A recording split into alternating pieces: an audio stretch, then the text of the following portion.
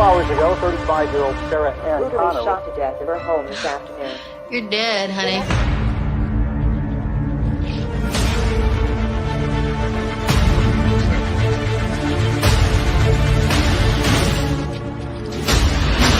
I'm Reese. Sergeant TechCom, DN 38416, assigned to protect you.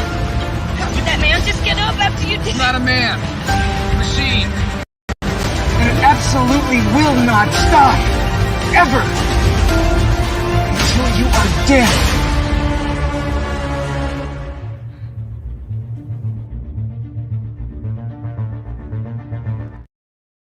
That was the whole movie, basically. We could just go now. All right, everyone. Cheers. Cheers. Hi.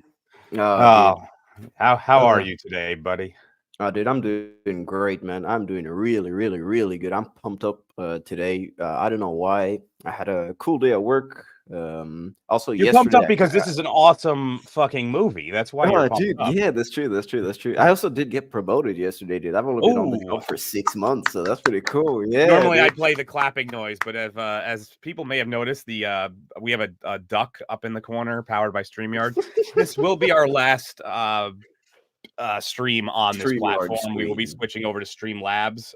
Yep. But our subscription ran out before we could do that, so we're going a little bare bones today. Hell yeah, dude. But just want to say hi to everyone in the chat. We already got people. We got Waylon Pacificus, banana Batman. Apparently, Heathen Monk is a member again. I didn't realize he was no longer a member. I'm glad that you're back. Dude, yeah. Of course, we got Chris in the chat. I actually got to see Venom tomorrow, so I can make a video. Good luck on that, Chris, man. I mean, I'm already making my video, so that should be out Monday, Tuesday, the latest. We got the doctor in the house, Iceman. Yeah, nice. People are slowly popping in. But yeah, speaking of slowly popping in, Dark Hour, introduce our guest. Okay, so today, returning for the second time, I love this guy. You know, he always brings a really good energy, and every time you see him, he does a lot of research, and that's Mr. Kratosis. Welcome back. I bring good energy. What? Yeah. No, I don't. You bring a good energy. You bring a good energy. The creep. Maybe not an excessive amount of it, but there's good energy, and then there's over the top energy. All right. Glad Kratosis is here. He's my favorite femboy goat owl. No, keep that cursed stuff out of here. I'm not really sure exactly what your logo is. So apparently it's a femboy goat owl. Is that what that's supposed to be? No, my chat likes to troll me. They won't leave me alone. It's a nightmare. Please help. It's good. This is your return. You were here for Alien, not Aliens, and which is really awesome because there's a lot of parallels between Alien and Terminator that we can bring up in regards to their sequels later, which I think is it's good to have a little, continuity from that particular stream. Yeah. No, dude, it's an absolute pleasure to have you back on Two Hosts, man. This is gonna be great. Yeah, it's nice to be back. Thank you. Now we have a couple of debuters. I don't think anybody's gonna not know who these guys are. I've been on their channels multiple times each. The first one I want to introduce is wait, did you hear that? It sounds like an echo is somewhere around here. Is that what's going on? Well, that joke never gets old. Yeah, it's great to be here. Technically, I am from the future, even if it's only like 12 hours, but that's still the future. So my God. Technically, you and our next guest are both from the future. But before we bring him, play that video at the top, talk about spoilers. My God. Oh yeah, you gotta love Terminator because it's one of those things that at this point, pretty much everybody knows it. But it still hits you every time. Those moments where it's like you first see it, it still gives you that feeling. So, oh yeah. But I'm glad to have. It's a pleasure to have you on, man. Yeah, some things I'm particularly looking forward to is the slow motion 80s dancing in the club. It's going to be a real highlight. It's funny. I was saying this earlier. I've never heard any of those songs outside of this movie, but I know them all by heart because of how many times I've watched it. So it's But we do have one more guest, and you can't really bring in one person from the Southern Hemisphere without bringing in the next one who's here. That's a rule of thumb. It is a rule of thumb on this channel. Yeah. Mostly because I try to bunch people together in a way that the timeline works out for them. But he's here to explain some film to us. That's Niat from Films Comics Explained. Howdy, guys. Yes, usually there's always two, just like the Sith. And I'm here to announce that I'm from even further in the future than Echo. So I've got like an hour extra insight in case you need it. Oh, Yes. so have they taken over yet, or how is it? Your internet seems fine in the future. It's pretty cool. Yeah, we're good for now, but I'll keep you posted. If there's one thing this movie proved to me, it's that no matter what happens to the world, we still use fossil fuels. Naturally. Dude, yeah. This is like Mad Max to the point where fuel. You know what? It doesn't expire. We're just gonna use it till it's done. Like, oh man, that's kind of one of my big issues with any apocalyptic movie is that you can find gasoline anywhere in cars and it works. No, it doesn't. It won't. After like less than a year, it's done. How would they even get it out? If the whole area got nuked, it's not like the pumps just stuck around able to be used. There would be no electricity for the pumps to work properly. There's a lot of holes in that part. Yep. Sarah Connor. Yeah, Linda was kinda Hamilton hot is in this actually one. pretty hot in this one. I do find it funny. Has anybody else besides me seen that it's like the memes going around that like apparently the internet finally discovered she had a sex scene in this movie? Wait, what? It's like it's been a meme for a couple of weeks where I'll see if I can find one of them and I'll pop it on. They're hilarious. It'll be like her in the police station. They show her the pictures and it's like, can you explain this? And it's pictures of, it's like they cropped it so the pictures are actually the sex scene. I'll find it. It's funnier than what I'm explaining. All right. Well, I guess we could start our roundtable discussion. I'll start with you, Echo. What was your first experience, or I guess your first memory of watching The Terminator? I think if memory serves, I saw it after I saw Terminator 2. And so that was quite strange because, I mean, Terminator 2 is such a huge testosterone blockbuster epic film. And so seeing this, it's smaller and grittier and actually I think tenser, and it's more sustained and its theme is simpler. So that's when it came on the radar for me. And I think I watched it with my brothers on like a 14-inch TV screen. And ever since, I've gone into adulthood and I can look in the most high quality HD gigantic screens in the world, but nothing will ever quite sort of recapture that visceral intensity of seeing it with my brothers on that 14-inch screen.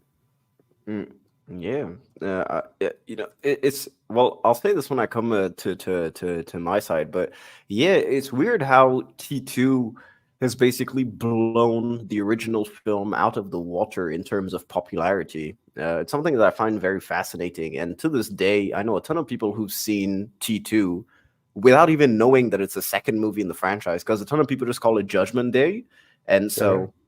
A lot of people I say, it's the second movie, it's the second Terminator movie. They're like, there was a first one? It's like, yes. I would be shocked if there's a single person on this panel who saw them in the opposite order.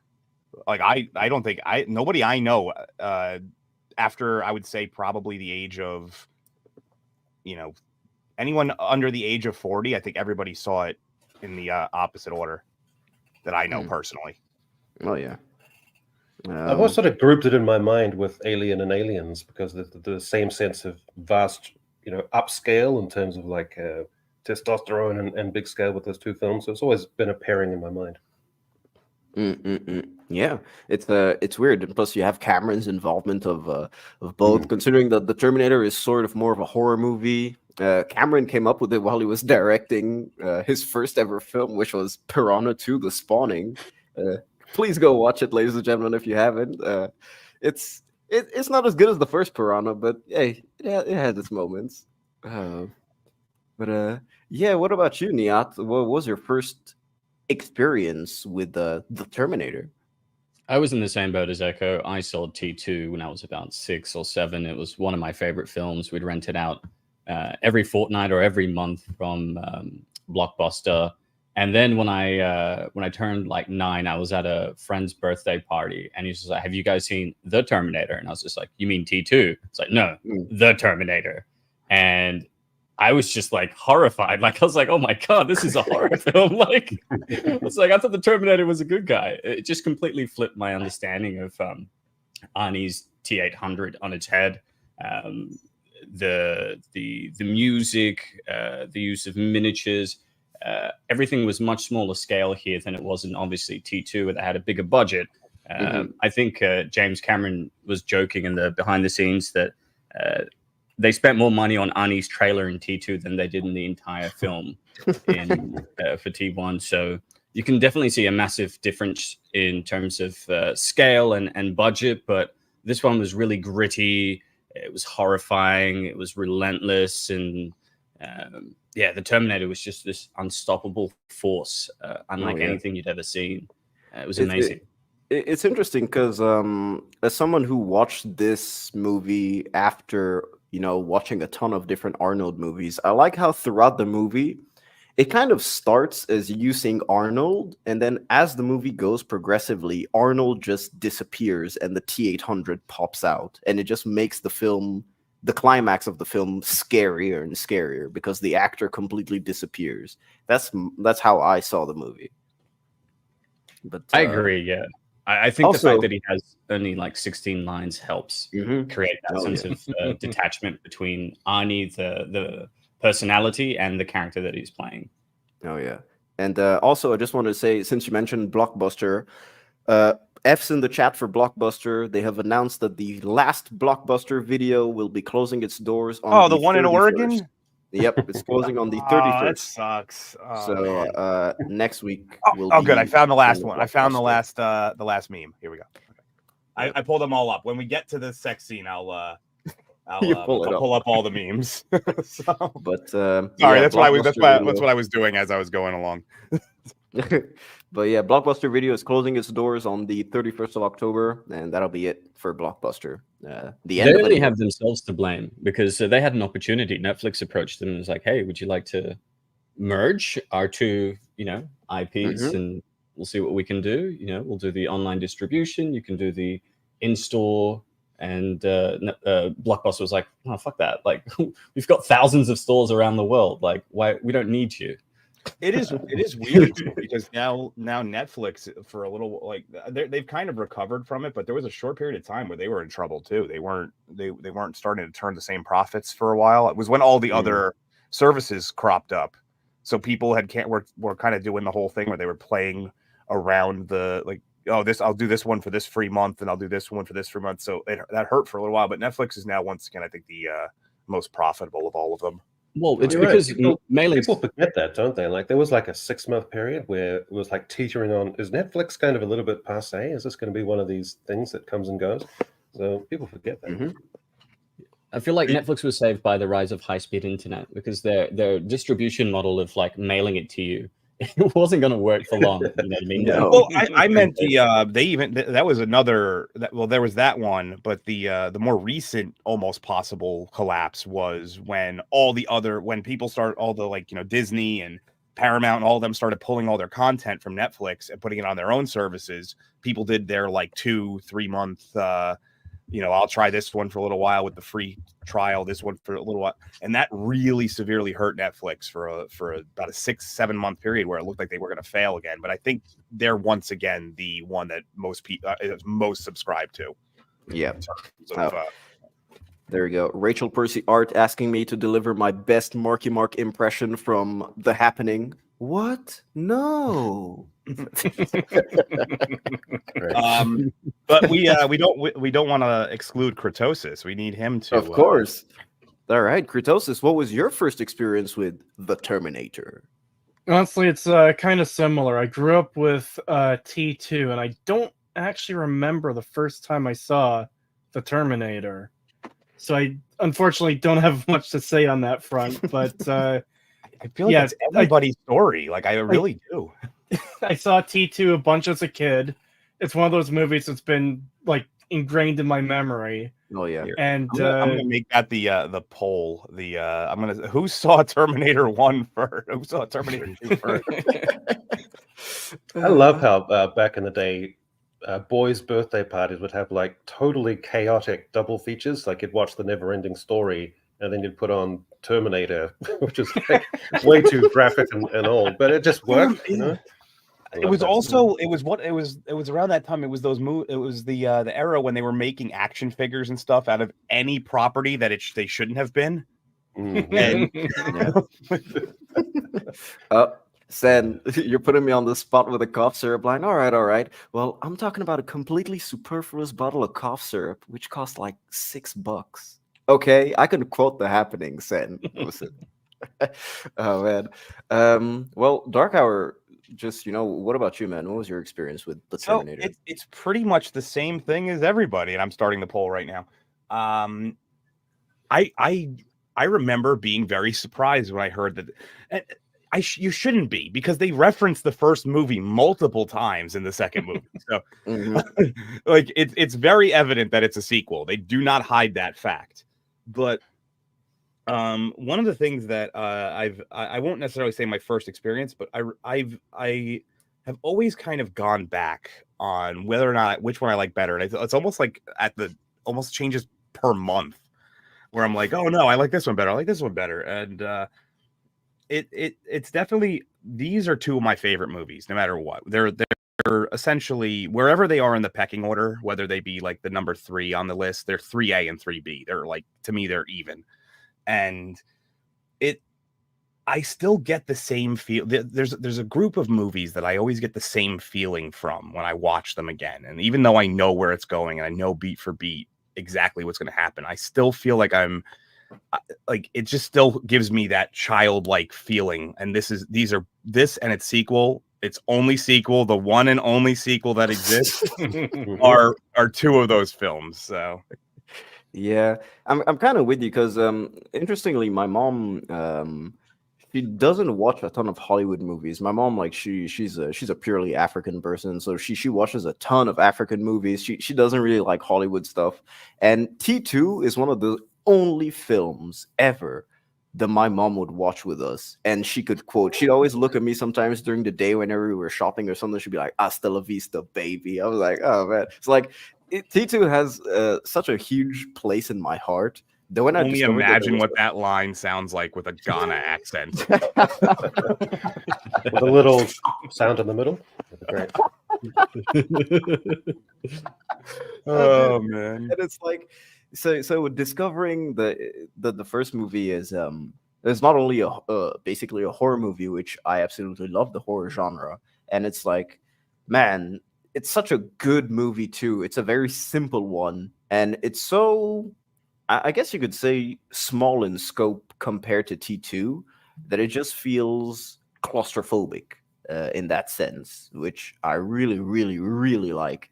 And as much as I love T2, I feel like I could be rewatching the original Terminator movie a lot more in the future, because I think this is only the third proper time that I've sat down to watch it for this stream. Now, of course, I've watched it 2 times for the stream, so 5 in total. But yeah, I'd rewatch it a ton more. Yeah. It definitely is. It flows a lot quicker. It's because this one's only about. I know the runtime says it's like an hour 49, but I think that's including the credits, so it's probably about an hour 40.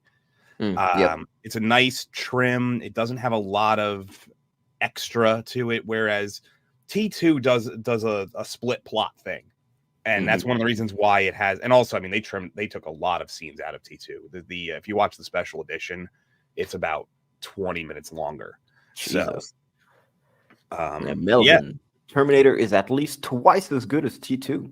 That's a bold statement. That will probably be something we talk about as we go along. I'll start by saying I think Terminator is the better structured film. The Terminator is the better structured film, but because of the over-the-top action sequences and the better performances and just all around, I think that T2 is the more entertaining, but not because of its script.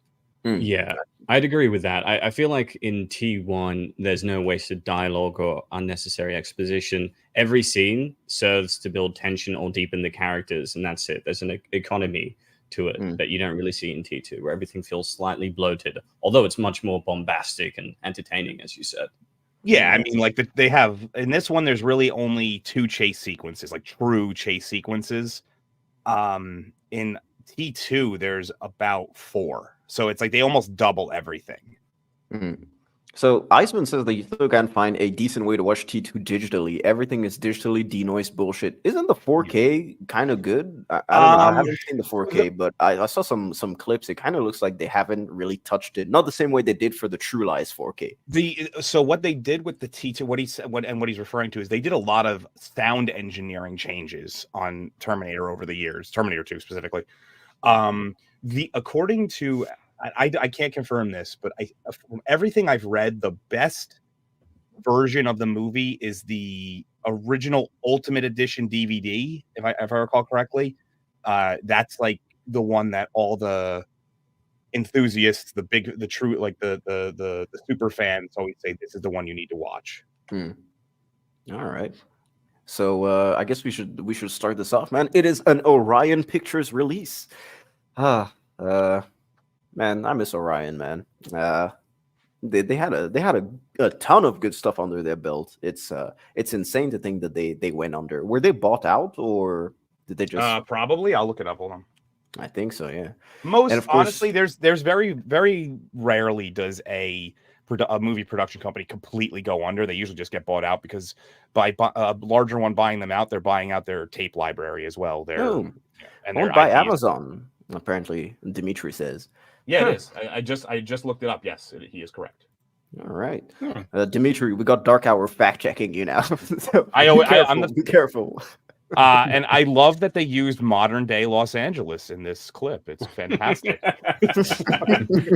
Crazy how they were able to predict the future like that. Yeah. They were spot on. Yeah, there's not enough. They were actually they were almost there. They were about 5 years off. Yeah.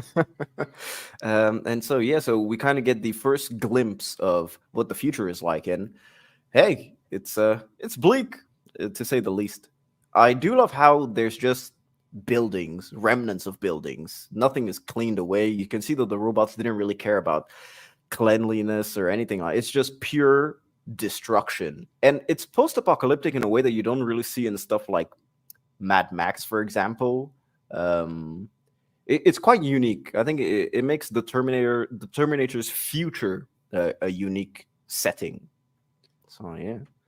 There's no standing structures. Everybody's living underground because of the nuclear holocaust. I do love how they. It's very hard to tell when you're watching this for the first time or even the first few times, but the way that they use miniatures and force perspective to make it look like the people running, the future soldiers, are in the same location as the background when they're not. Like, it's just in-camera tricks that they use. Yeah, a lot of they used a lot of rear projection in this film. It's very evident later when they show the Terminator chasing the truck and the truck. Yeah, it's a little less evident right here. Yeah, it looks really good. I think it looks phenomenal. And I do have some behind the scenes stills at the end of the stream that we'll check out. And man, they put a ton of love into this. It's really, really good. Dark Hour, could you look up the budget for this? Sure. If you don't have it already. So I mean, I know it was really cheap. Honestly, I heard it was 6.4 mil. I wouldn't be shocked if that's 100% accurate. So the machines rose from the ashes of the nuclear fire. Their war to exterminate mankind had raged for decades, but the final battle would not be fought in the future. It would be fought here, in our present, tonight. That is such a great 6.4 mil. You were on the money. Let's go. Nice. I mean, you are Films Comics Explained. You better have your details ready. Absolutely. You're explaining shit. The ultimate science fiction film. Hey, shout out to you, True Pop, man. To tell you the truth, honestly, this is probably the greatest post-apocalyptica that's ever been made, in my opinion, because it's probably the most realistic. Even if you take away the conceptual Terminators and the HK. Just this is probably what it would be like, after a nuclear holocaust. It would be a lot of just nothingness, people trying to scrounge and survive. Then add the Terminator aspect to it, and you have a really in-depth and well thought out post-apocalyptica. Yeah, because it's interesting. Every time people say that you can rebuild and stuff like that, but if the people who have the knowledge to rebuild are dead, then you can't. You can know how to use a computer, but if someone gives you all the ingredients to make a computer, you can't make it yourself. But it also requires that the people who made the ingredients to make the computer, you not only do you need to know where to put the motherboard, you need to know how to make the motherboard. Yeah, exactly. So it's kind of just everything's in disarray, and I like it. It's nice and grimy. And shout out to Lance, of course, Lance from the Outcast Creative, who did a fantastic interview with Gail Ann Hurd. Melvin, if you could please find the interview and link it in the chat for everyone to go see. You should really, really check it out. And so written by James Cameron with Gail Ann Hurd. So apparently there was a third writer, but he only got an additional dialogue credit. He didn't get a full-blown writing bill. But, with writing anyways, you never know who really wrote what whenever they're billed. So even till today in Hollywood, it's kind of annoying. There was I forget what the hell, I'll look it up. There was a TV show that they said he stole all of this from. That there was like a lawsuit involved, and that so there's conflicting stories. The first story that James Cameron has always said is that he had a fever dream. He was very sick. He had a fever dream, and he saw in the dream a metal skull coming through fire, which is almost the exact scene that we see at the beginning of T2. And then let me just look it up here real quick. All right. And then we get our first, we get our title card, The Terminator. So apparently it was a short story called The Third Eye in 1981, written by someone named Sophia, I don't know how to pronounce it, Stwert, Stwert, I guess I don't know how you pronounce that, said that they stole the entire story for that. So it's conflicting stories as to why that happened, like how it came to be, I should say. $6,400,000 in today's money, adjusted for inflation, would be $19,400,000. That's still nothing. Like, even if you adjust it, that's nothing. Yeah, that's an episode of The Acolyte, just one episode. RRTNZ says Demon with a Glass Hand by Harlan Ellison. Yeah, I was going to mention that in the credits they have to add with acknowledgement to the works of Harlan Ellison. Yep. Yeah, that's true. Do you guys think that they paid any rights to Harlan Ellison, or? I would assume if his name's in the credits, there was probably some sort of legalese that went into it. Well, I mean, James Cameron kind of has a history with stealing shit. Talk about Avatar, James Cameron. So there's a couple of things. One of them's pretty early, and another is late. He's known for his detail orientation and everything about it, making sure that everything is like perfect. But there's two glaring mistakes that he misses in this. One of which should have been really simple for him to catch. The other one was probably just due to circumstances, but I'll mention them as they become relevant. All right. Well, just before we start moving on, so we have Scootmeister says, speaking of Terminator, has anyone else here played the Dark Fate Defiance game? It's actually pretty fun, related only in name to the film, a bit of a blend of Men of War and War game. I personally have not. Has anyone else? I haven't played the Dark Fate Defiance. I played Resistance. That one was me too. Resistance is fantastic. I highly recommend that one. That's really like the third movie. It brings everything back full circle. It's the future war we always wanted to see, and you're living it. Yeah, I feel like that's what Salvation should have been. I think that's where they were kind of trying to go with Salvation. They just didn't. Yeah. Salvation tried. It tried. Salvation at least had ideas. They weren't just they weren't doing the thing that all the other sequels would go on to do. Like 3 is just, we need the war to happen. Dark Fate is the war John Connor never mattered, and Genesis is we're going to show the same movie again, but with we're going to make it bad. And It What are you was talking about? You don't want to see Skynet go through puberty? Come on. it's like at least, but at least Salvation was trying to be a little different. And I will always give a movie and the production staff credit for trying to do something different. If it doesn't work, it doesn't work. Yeah, I think it had a pretty decent cast too. Like I quite like Christian Bale as John Connor, yeah, although same. he's like screaming most of the time. Michael Ironside.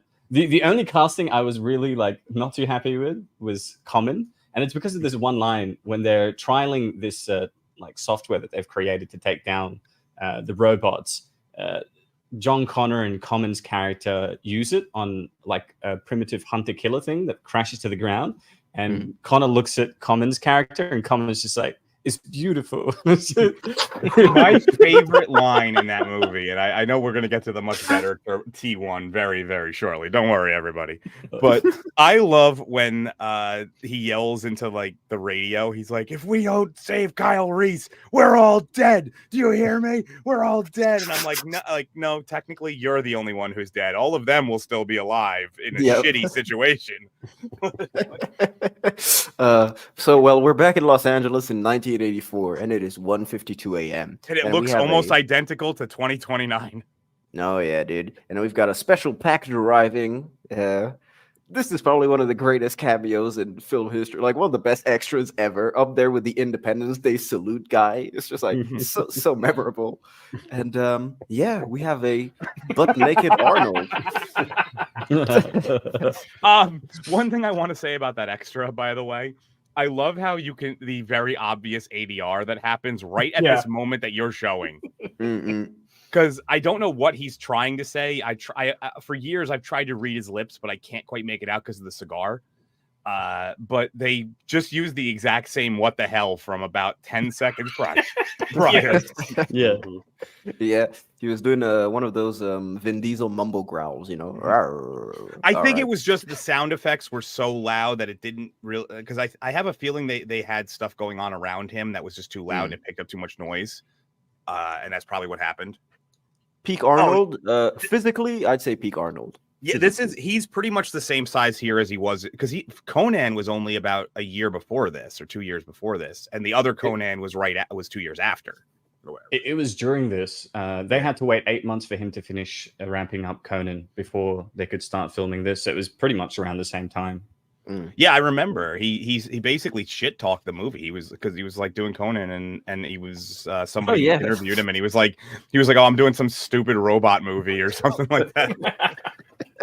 Listen, he can smoke his stogie anywhere, man. Leave Arnold alone, okay? Yeah, but he was still in pretty much peak. He's not cut down. He doesn't have the weight cut going, so he doesn't look like he's in the same shape as when he was bodybuilding. But he's about the same size, total mass, as when he was bodybuilding. All right, yeah. I mean, I think I think this is going to be a very easy answer for everyone. But what do you guys think as Arnold in the role, considering that, as we were saying before we went live, he was supposed to play Kyle Reese? What do you think as Arnold as the T-800? Well, we didn't say that. We said that backstage. Yeah, originally, he was supposed to be Kyle, and then they were supposed to. What they ended up doing for T2, where they had the smaller, sleeker person being the actual villain, was what they were going to do. I think Arnold's fan. I think this was the role he was born for, to be honest with you. What do you guys think? Echo, Kritosis, Niat? I think it might have been accidental, but just the lighting has like a kind of synthetic sheen to it almost, and I think he's perfect. He's so menacing. He just looks empty, vacant. And he did have the one cool thing where they were talking about it with James Cameron, where his eye movements, that his eyes would move first and then his face would tilt. And they worked on that, and it worked superbly. So I think he's perfect. Kurtosis, what did you say? I just highlighted this because I want to mention it in a minute. This one. Well, it's just like the role of the Terminator in this movie, this killer robot. You kind of want to have the biggest person available to play that, to just like up the intensity of the threat he poses. It's not just a machine that's hard to destroy. It is physically imposing. And I'm not sure this would have worked without Arnold or someone as big as him in the role. So here's originally they were considered O.J. Simpson, but the reason why they turned him down was because they didn't think he would come off as a killer. Yeah, I made that joke in my Terminator review. And O.J. Simpson was a big guy. He was an NFL running back. He was I mean, not quite as tall as Arnold, but still built, very built. But the fact that the reasoning to this day is that they didn't believe he came off as a realistic killer. Oh my god! Which he would have been because great at in the time- Terminator 2. But he would have been great in Terminator 2 because that whole sequence of driving that vehicle down the highways at high speed, he's got tons of experience. Actually, that would have. Oh man, you're because there's the line where he's like, "This is the vehicle's top speed." Yeah. Would have been great. Yeah, at least he got to be a naked gun. Yeah, man. Well, that's the reason they didn't believe it, because he had the only acting he had done up to that point was comedic acting. Mm-hmm. Yep. And I mean, of course, you got referenced in Shrek too. So yeah, this is pretty. And cool. I just want to address this from Grave Rob. No, Lance Henriksen was not supposed to be the Terminator. He was just the one that James Cameron used as his stand-in. They basically had him show up at the pitch meeting in the leather jacket and walk in and act as the Terminator would. It was never supposed to be him though. That's interesting. Oh, I heard that the reason why he was so committed was because it was supposed to be him. Like, he thought that he'd had the role. He used aluminium foil to create metallic teeth, and went to that interview, freaked everybody out, and in the end, they ended up giving it to Arnold because of his physicality and towering presence. But I heard something different. I mean, that's the opposite way. So one thing, I mean, Arnold being, he's the only person realistically at this point that made sense, because like the Terminator body is supposed to be huge. You would have to put a very large skin around it. It's not, it's not very small. So it makes sense. Well, their original intention with the Terminator was that it's supposed to be an infiltrator unit, something that could blend in very easily, which is why Lance Henriksen, who I think is like 5'9", was ideal. But there's just something that Arnie brings, it's very cold, unfeeling, a German cowboy. Yeah, I think like it's his imposing physicality, which makes it feel like a indestructible force. But you've also got his this lack of empathy and expression, which is typical of Arnie, because he couldn't really act. He didn't have a huge range, but it just added another layer to the horror, I think. At this point, he didn't have much experience in acting. He only been in like a handful of films. He was in that Hercules movie, Hercules New York. He was in Conan. He improved way later, but he was still looking cheeky. Yeah, we're caked up, man. Caked up. I mean, you can see Arnold's dick in this movie, by the way. You can. Oh yeah, his dick swinging when he approaches. I think because it's been scaled up over the years, it's made it easier to see. Yeah, not everyone is Willem Dafoe, man. Not everyone. They just say. Honestly, cut. I'm not 100% certain, because Arnold looks like he was kind of packing too. I'm not gonna lie. Yeah, that shit was coming down to his knees, bro. Yeah. Jesus Christ! Here we have Bill Paxton with a tire on his face, as Mahler once put. Oh, dude. Yeah, Bill Paxton cameo is just. I love Bill Paxton, man. I think he's just great in everything. It's just he has such charisma, and I'm glad he had a little cameo in this. Well, before we discuss the cameo, let me play the clip, because I do have the clip of this. So let me play it. Nice night for a walk, eh? Nice night for a walk. Wash day tomorrow. Nothing clean, right? I think this guy's a couple cans short of a six-pack. You're close. Give them to me. Fuck you, asshole.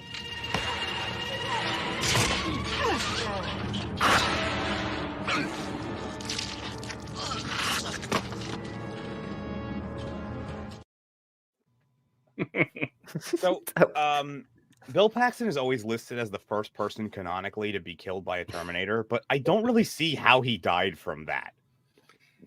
Like he Probably gets blunt shoved. force trauma. Blunt force trauma. Probably the impact was Yeah. like he probably broke his ribs or something and pierced internal his heart. bleeding. Yeah. The guy on the right, does anybody recognize him from anything specific? Because there's one that it took me years to realize it, but I once I realized it, I can never unsee it. No. Oh, he's in a lot of like classic 80s and 90s action films as the bad guy, but I just can't remember which. So ones. the thing that it took me years to realize, he is Shao Kahn from Mortal Kombat Annihilation. What? Oh my god! Not even Are you kidding. serious? Yeah, go look it up. It took me years to put two and two together. It's because he has hair here. He's bald in that movie. No way. Mm-hmm. Bill Paxton's. They tried to give him like a gap in his teeth. It literally just looks like a kid's black crayon, but between Yep. his Yeah, incisors. I was looking at that in the clip. Also, it took me years to figure out what they were doing in this clip, because I was always like, why do these gang member punks, why are they so into astronomy? Well, and then I they're looking at realized that the skyline, right? no, they're definitely being peeping toms. 100%. They're just because they're angled down with the. That's the 100% what they're doing, and he's mad that he's not allowed to look. Like, why would you be mad you're not allowed to look at the skyline through a goddamn telescope? Like, Maybe he's passionate about it. Okay, who knows? it took me until I was about 20 to realize what they were actually doing. I remember when I was like 13, 14, when I saw it, I was like, oh yeah, they just like stars. Like, Slipknot fan says it's often debated whether or not the Terminator killed all three punks or let the last one live. I think he killed the last one. I Probably. think he killed him because one of the things that the Terminators, they say it in the second movie, is that the most efficient way to deal with things is to kill them, unless the programming has been changed, and his programming is essentially factory default. Well, there's a lot of moments in this film where he doesn't kill people. Like at the end, when he jumps into, when he grabs the truck, he kills the person that hops out of the truck. But when he gets into the truck, he just turns to the guy that was driving and says, "Get out." There's lots of moments where he doesn't kill them. And in this shot, you see him, he doesn't make a move towards this thug. The thug just like starts removing his clothes and the Terminator stands there. So, yeah. Yeah, he ordered. Well, he obeyed the Terminator's orders, basically. Correct. So probably let him live. Yeah. So I just want to do this super chat before RRTNZ may go. RRTNZ for $5 Good morning, my friend. Fuck you, asshole. Well, someone try and do this in an Arnold line. Fuck you, asshole. Fuck you, asshole.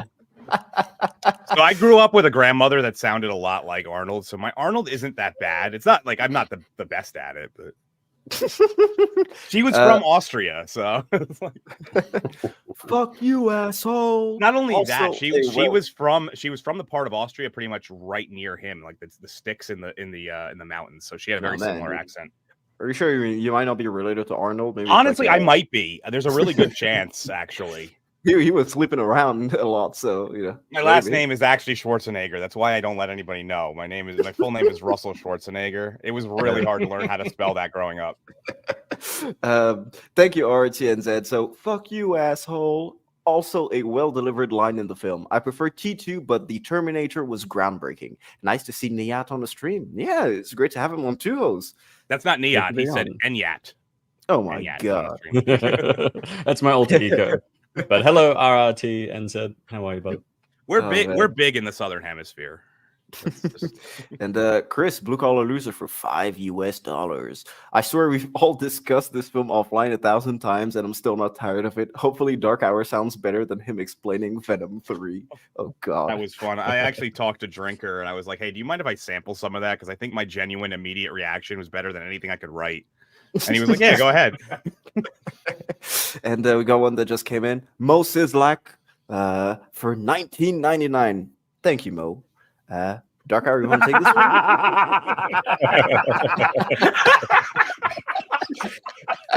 That's dark, man. All right. Let me read it.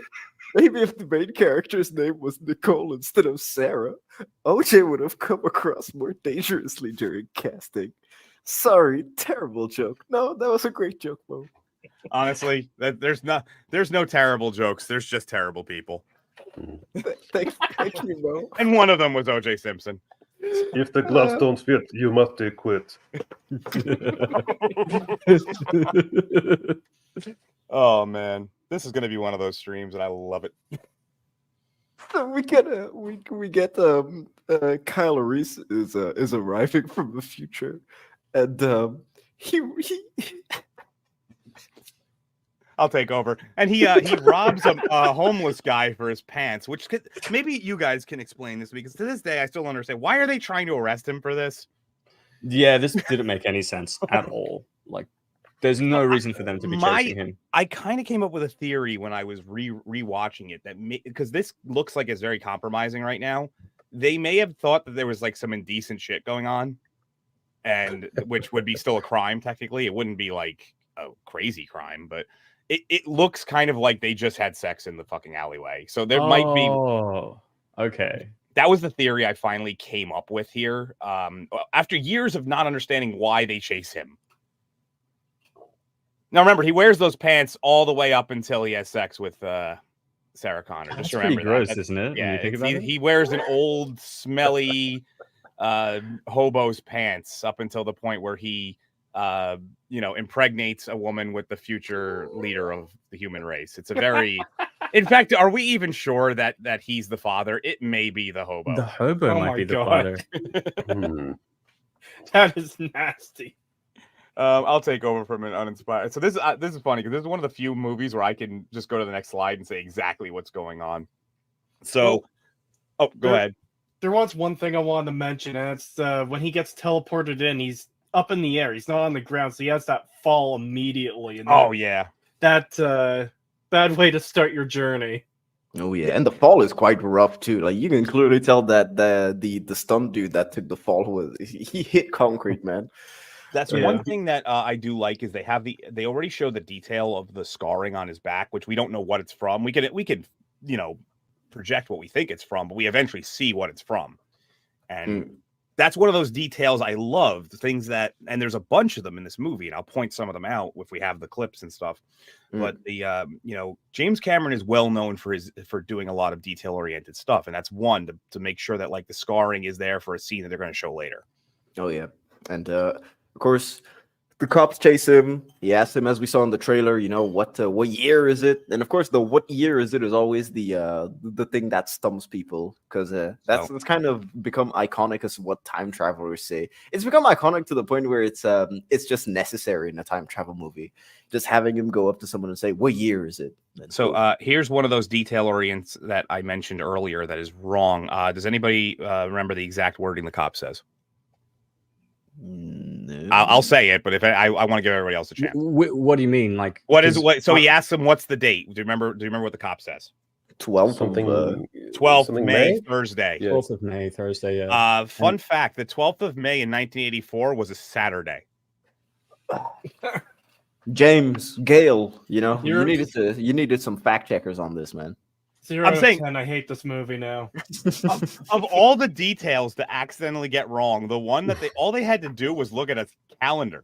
Not even like calendar for different years. It's the year they're, Yeah, it's true.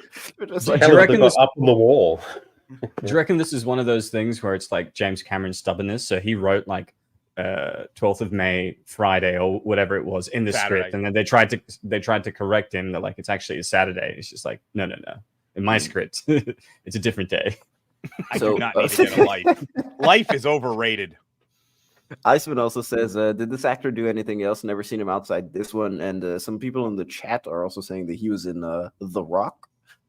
Well, Michael Biehn is in a lot of things, but yeah, we are talking about Michael Biehn. I think he might have been asking. I think Iceman might have been asking about the cop. Oh, really? Yeah, I mean, I'll look if that cop was in it. Well, was it just me, or did the cop look a little bit like OJ? Yeah, I think it may have actually been OJ. Now that I think about it.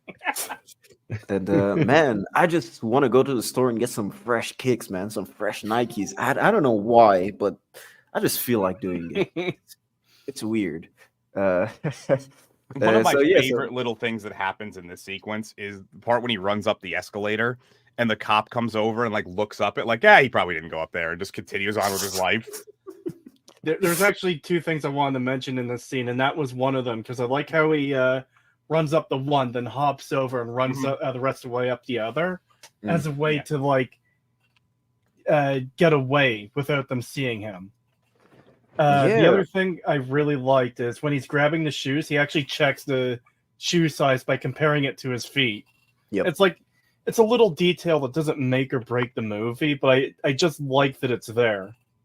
Yeah, it's also a split-second thing too. You have to pay attention. It's also there to show you that Kyle Reese is a really competent person, that they didn't just send anyone. They sent a dude that could get the job done and save Sarah Connor.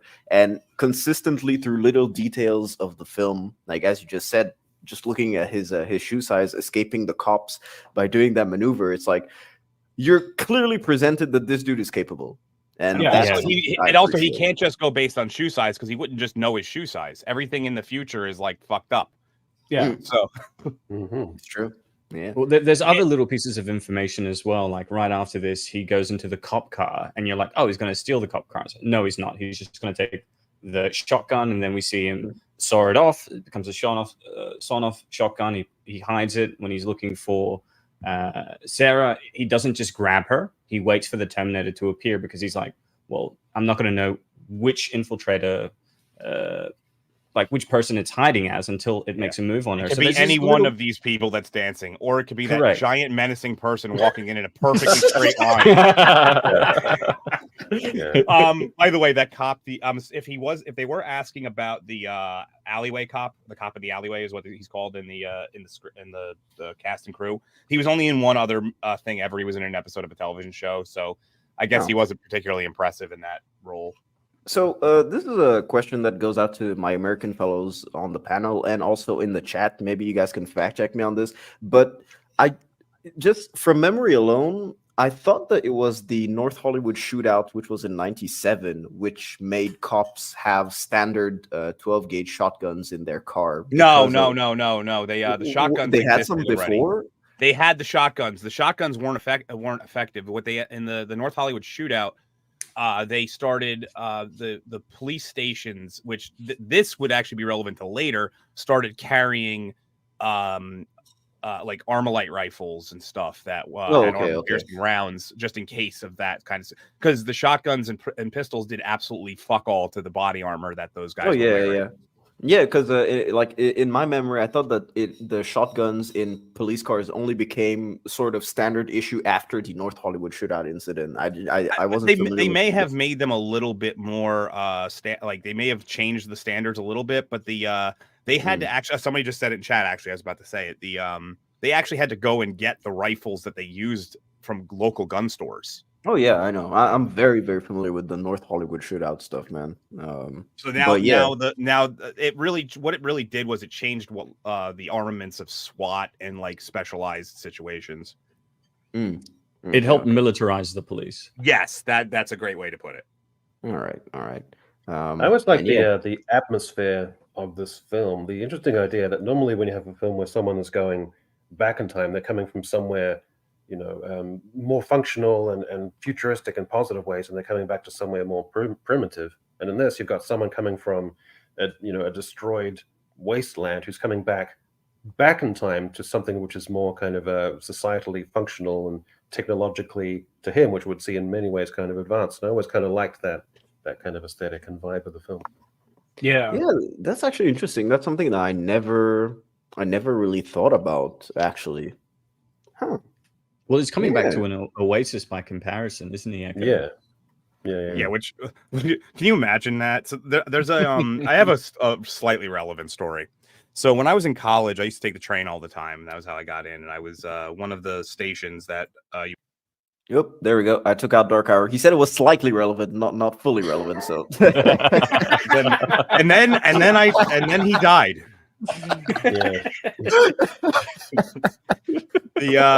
So I one of the stations would be Newark Airport. Anybody's ever flown in New Jersey know that's the main airport that we have, and it's in pretty much the shittiest area of New Jersey. and I helped a guy who barely spoke English from China get there because I got on a different. And he looked at me, and we were over like the industrial waste section of New Jersey. He went, New Jersey's beautiful, and I just looked at him. I was like, what? Like, because there is really nice areas of my state. In fact, like where I live is way nicer than that. But where we were was the worst looking spot you can imagine. But then I realized he came from like the industrial section of China. I was like, okay, so maybe by comparison, so like what you're kind of saying, Echo, is yes, even though like most people would look at 80s LA and be like, this is a shithole, to him, he's like, yeah, this is fucking awesome. There's people and like food. Yeah.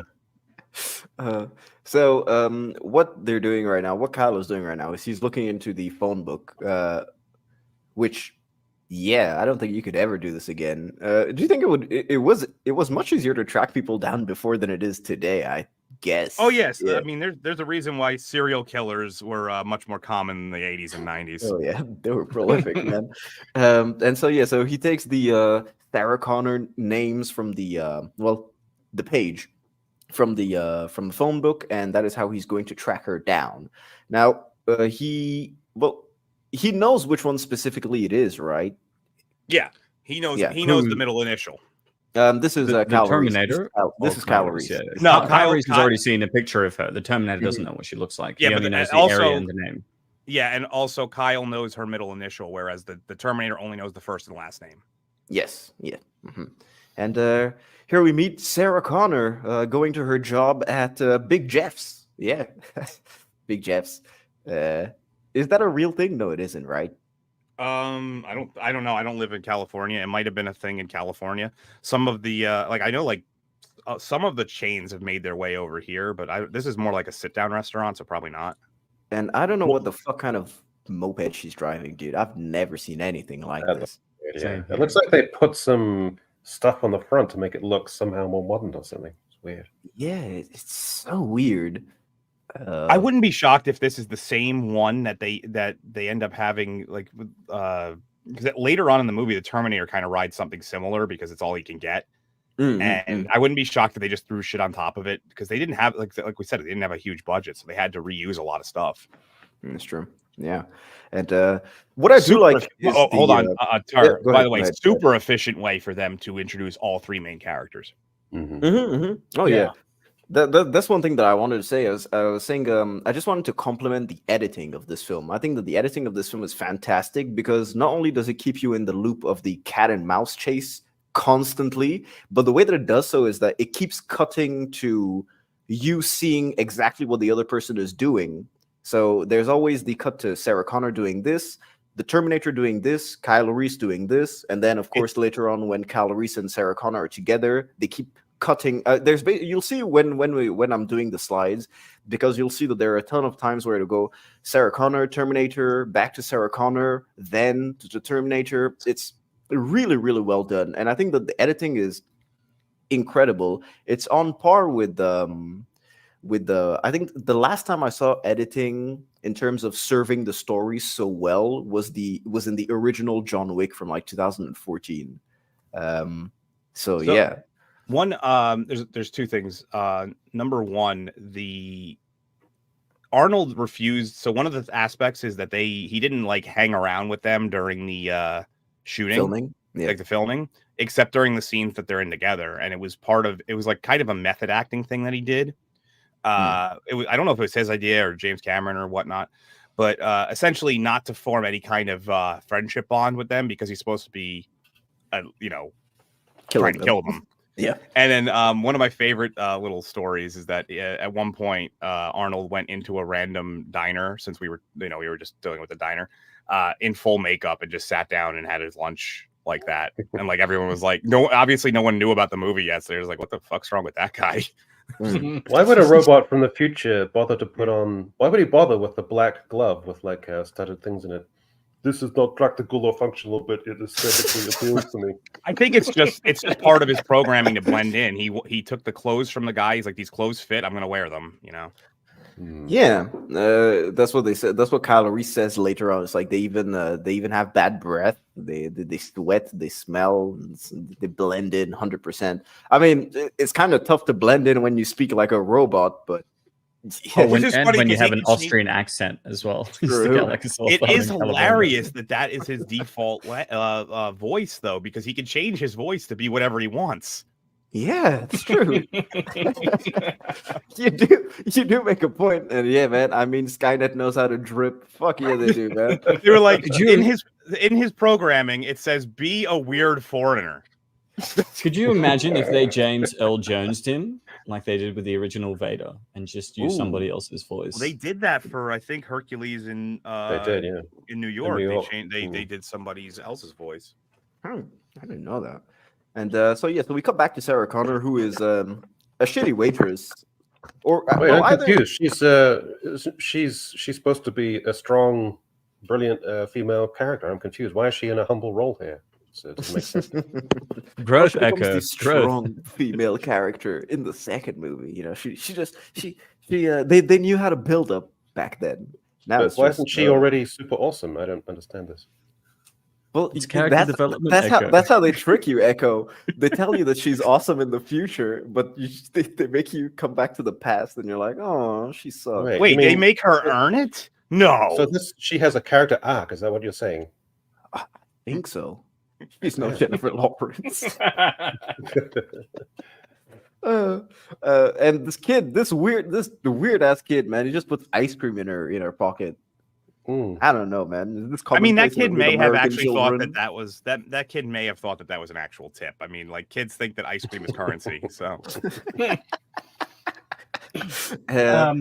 There was one line there I want to grab. I know it's one a lot of people point out, but it's the whole she spills the coffee, the kid puts the ice cream in, and she's getting frustrated, and the coworker's just like, think of it this way: it won't. No one will care about it in 100 years.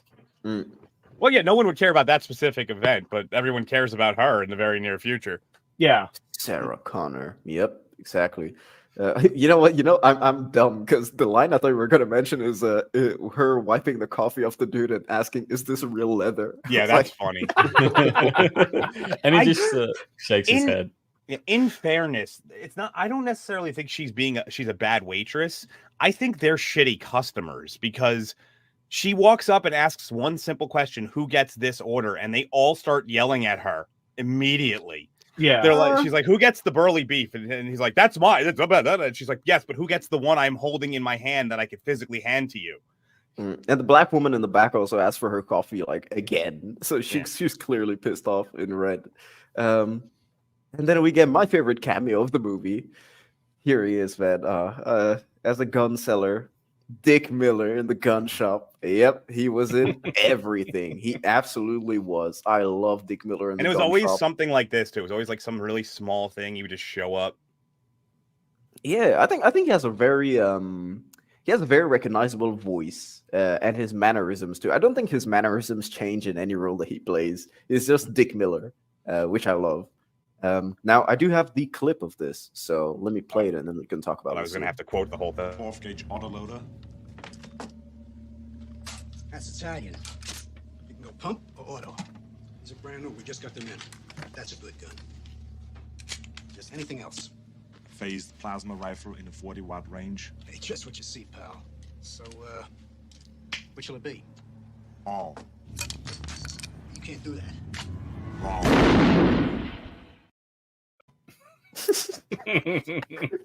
Can I get a plasma rifle? It's just what you see, Phased man. plasma rifle in a 40-watt range. It's like the best gun seller ever. And he's like, yeah, man, I might be able to close up shop early today. It's like, nope. Yeah, he gets the 12 gauge autoloader. He gets the Uzi 9. I almost call this Susie 9mm, which is a Susie joke 9mm. from Connor's Conquer's Bad Fur Day. And he uses all of these guns too. That's the cool thing. He buys them all, and they all get used at some point in the movie. It's not like he just loads up and we never see it. And there's even the revolver that's on the table that they never even mention. He uses that as well. Yeah. Mm-hmm. Yeah. Growing So, up outside of America, this scene was always very surreal. Like there's an actual store you can go into that looks like this. Nowadays, I mean, in many states, you could just walk into a standard Walmart and this shit is there. Yeah, it's really weird. They sell stuff like this in Walmart. Now, what did he say? We love guns. Uninspired. We fucking love guns. Okay, America. Look, we have freedoms here. Okay, and we gotta protect those shits from ourselves. Okay, it's called freedom. Yeah, I'm in Canada myself, and every time a gun store scene comes. We got 5 different countries on here. I just realized that. Oh, awesome. Sorry, I cut you off, Kratos. We would have had 6 if Platoon was here. Damn it. Anyways, gun store scenes like this in movies were always kind of magical for me because it's just like, oh my god, look at all of them. Yeah, it's crazy, man. This would be considered like a small gun store. This is like the equivalency to like a corner market of gun stores. The Alamo gun shop. Yeah, like this is not, I mean, there's ones you go into and they're like insane. They have like full on shooting ranges, and it's I'm in New Jersey, which is one of the stricter states when it comes to gun laws. But you go down to Florida, it's a fucking free for all. You just like walk into a store, walk out with an assault rifle. Sorry, I love what it says. I was going to say, what's bizarre is that like guns are heavily restricted in Australia, but I grew up in a small town that had a gun store that looked very similar to this, had a lot of rifles and pistols. It was just very difficult to be able to have the license to purchase them. Well, it's interesting because what he says is you can take I think he said you can take the rifles now, but you have to wait 2 weeks for the handguns. Yes, that's legit. Yeah. So the way it works is it's because of concealed carry laws. That's one thing in the United States that is still kind of iffy. You need to have a specific license to conceal carry. And since a handgun can easily be concealed, you can't take them before a background check. A rifle, it's really hard to hide a rifle while you're walking out of a store. And statistically speaking, handguns and pistols kill more people in the States than rifles do. So rifles. Okay, I get it now. Yeah, some states, like Heathen Monk just said here, some states are just like automatic open carry states. So that's like people who wear holsters on their their hip. And then there's concealed carry, which is like anything where it can't be seen immediately. All right. And that was, I guess, we should try and re-edit this and just put like one of those, the more you know, clips. It's amazing when, being an American and my knowledge, and I'm not even particularly like a gun-toting American. Like I'm very much on the bottom level of that. So it's like the fact that I'm impressing all of you with my gun knowledge. I get to introduce you to some people I know. Cheers, Melvin. Take care, man. Have a great evening, man. Catch you later.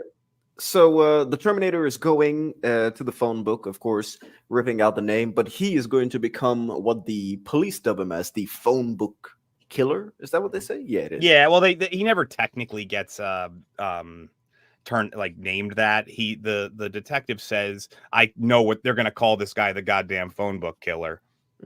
He doesn't rip it out, by the way, which is a nice little detail. He just looks at it. He doesn't need to rip out he doesn't need the page. He now has logged all the information. He registers all the information. Yep. And people in the modern generation will never know the strange compound smell of cigarette smoke and piss of being in a phone booth. It always smells like someone just died in there. And I think this is probably the first. So you can have the 3 punks with Bill Paxton getting killed, which I think is kind of violent and sets up the amount of violence that the Terminator can commit. But this one is the one that really sells you the viciousness of the Terminator. Well, you know what? Just before we talk about the scene, let me play the clip.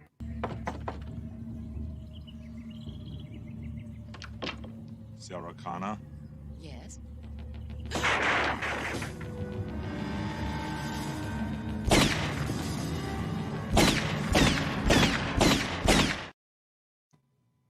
Jesus, man.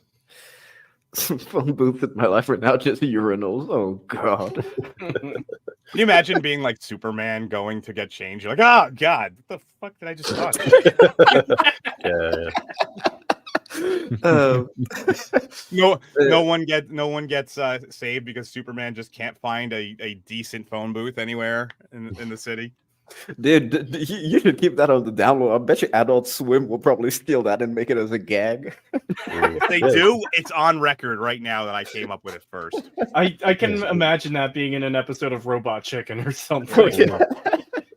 Fuck this! I'm going back to the Fortress of Solitude. But yeah, this is the scene that it tells you, okay, this is what the film is. This is the tone. This is uncompromising, and you sort of shuffle up in your chair and go, okay, I know what this film is now. I'm invested. Yeah, I still have nightmares about this scene. Yep, wherever the red dot goes, you bang. Yeah. You don't miss. Which is funny because he doesn't really need that. His aim is basically perfect no matter what the situation, even if he has to go through walls. So the red dot is just really for the audience.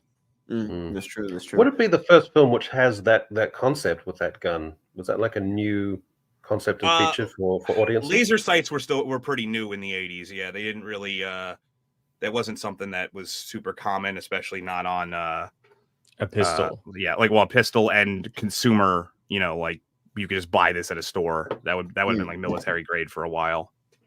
All right. And of course we get the confirmation that the person that was just killed was a mother of two. She was at home, and that's where, as Echo says, it's just you have the absolute tone that is properly set with this kill. I love it. I also like how Sarah's friend is like, "You're dead." It's like, all right.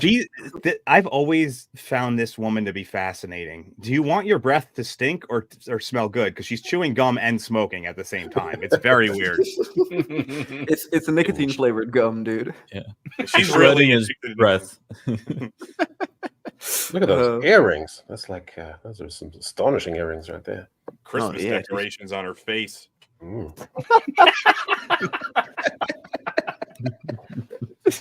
just raided like a Christmas tree shop and was like, "Hey, this is gonna be my earrings." And they're like, "Whatever, have fun, weird lady."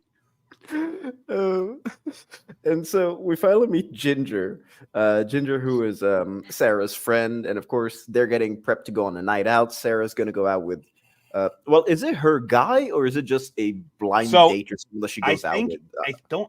They never really. I think it was just a first date that she was going on with a guy, because the way that Ginger reacts almost makes it sound like they have very little connection to this guy at all. Because like all she knows about him is the car he drives. Yep. So. All right. The fact that she knew the car he drove made me feel like it was a second date. So like Sarah liked the first date and she was really keen on going on the second date. But yeah. But also one of the things that he's in the call, he gives his full name, which is something that's a little weird to me. It's like he doesn't just, I don't remember what the name is, but it's like, what? Maybe it's because it was yeah, it's true. Yeah, that is weird. No, I was gonna justify it, but yeah, it's just weird. But yeah, so they're prepping to go out, and we cut to the first time seeing Traxler and of course Lance Henriksen. Fucking love Trax. I love that. They're probably my favorite characters in this movie. Like I wish that they lasted the whole movie because they have a really good dynamic with each other. Traxler was great, man. What do you guys think about Traxler and Lance Henriksen's character?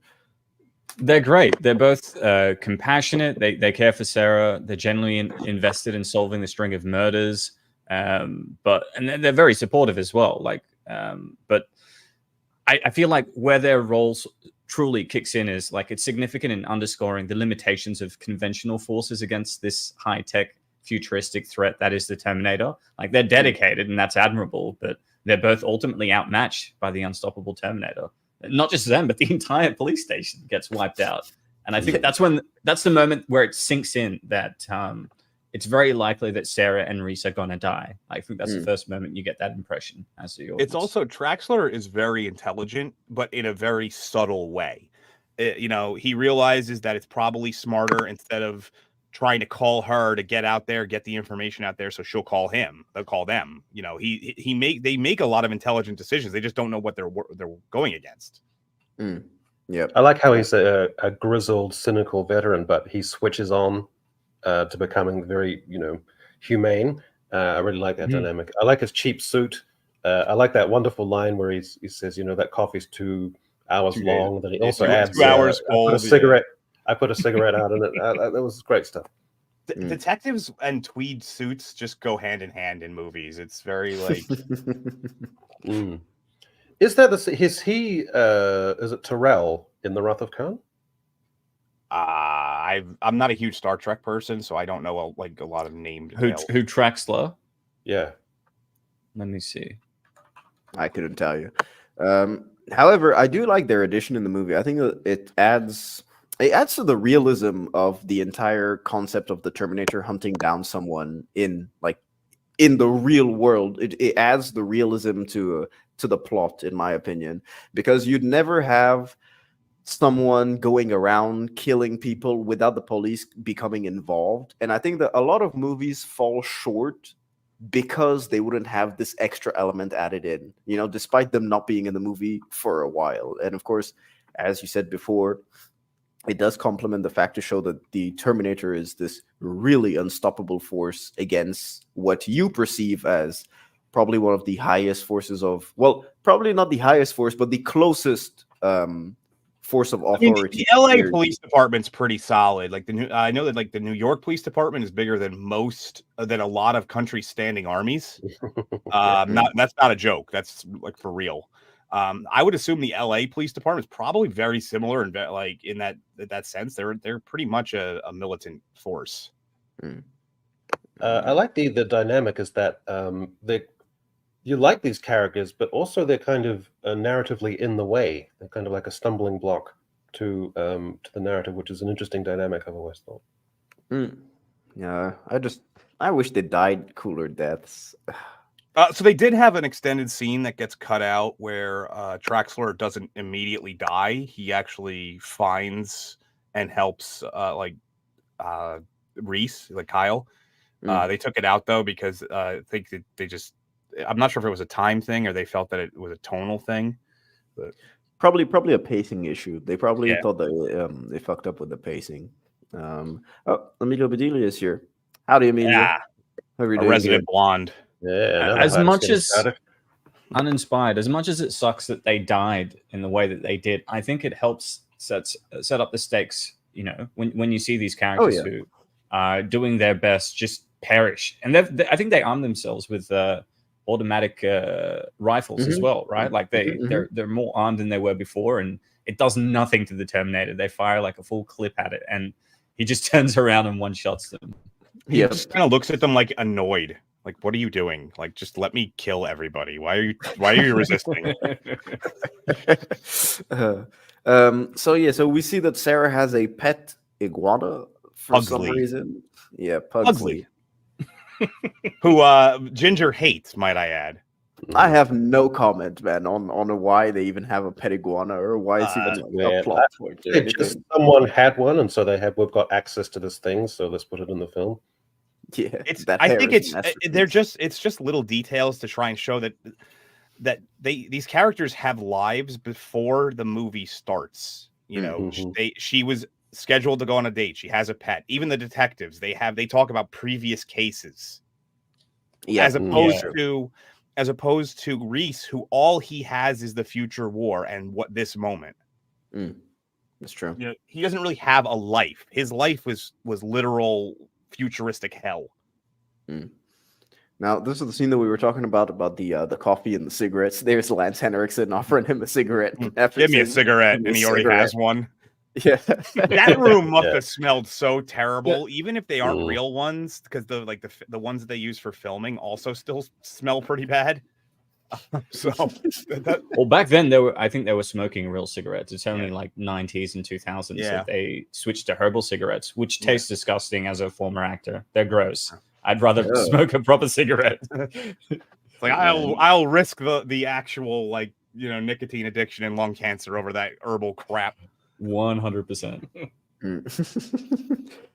So what they're trying to do is they're trying to call Sarah Connor because they've deduced that the killings are going in order of the phone book, so in the listing of the names. So they're trying to call the Sarah Connor who is our Sarah Connor, but of course we have Matt and Ginger who are having sex, and so they're not answering the phone right now.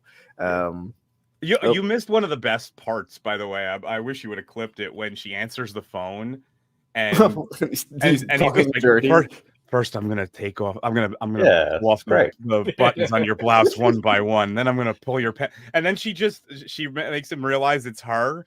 And then, without missing a beat, he just says the exact same thing. He starts repeating it. Yeah. Right. Dude, but shout out to Matt. He is an absolute Chad. He sees the Terminator pop in. He fights him. He gets thrown in the bathroom. The glass shatters, and he still gets up and gives it his all. One of the best lines in the movie, too. Don't make me bust you up, man. And that's the one. That's actually the first indication that he's a machine. Because if you listen, the metal on metal noise when he hits him in the head. It's very subtle. He hits him with the lamp, and you hear, instead of hearing like a thud, which is what you would hear if it hit somebody in the head, you hear a ping. It's like a bonk, like a ping noise, like a metal bat hitting something. And it's the first indication that to us that he's not human. Huh. Yeah, I didn't realize that. Maybe during the clip, because I do have the clip. Maybe during the clip, I'll hear it more. And yeah, Hostman, what do you think we're covering this on Halloween, man? For Halloween, as part of the. Well, actually, I forgot to say it at the beginning. This is actually the 40-year anniversary today, right now, except for Echo and Niat. That for them it was yesterday. Of it. It came out on October 26th, 40 years ago. So nice. Yeah. So hold on. I interpreted that question differently. Is he saying it's a Halloween themed movie, or it's a film that's part of the Halloween series of films? Yeah, I was actually with that. It's a Halloween movie. I think it's okay.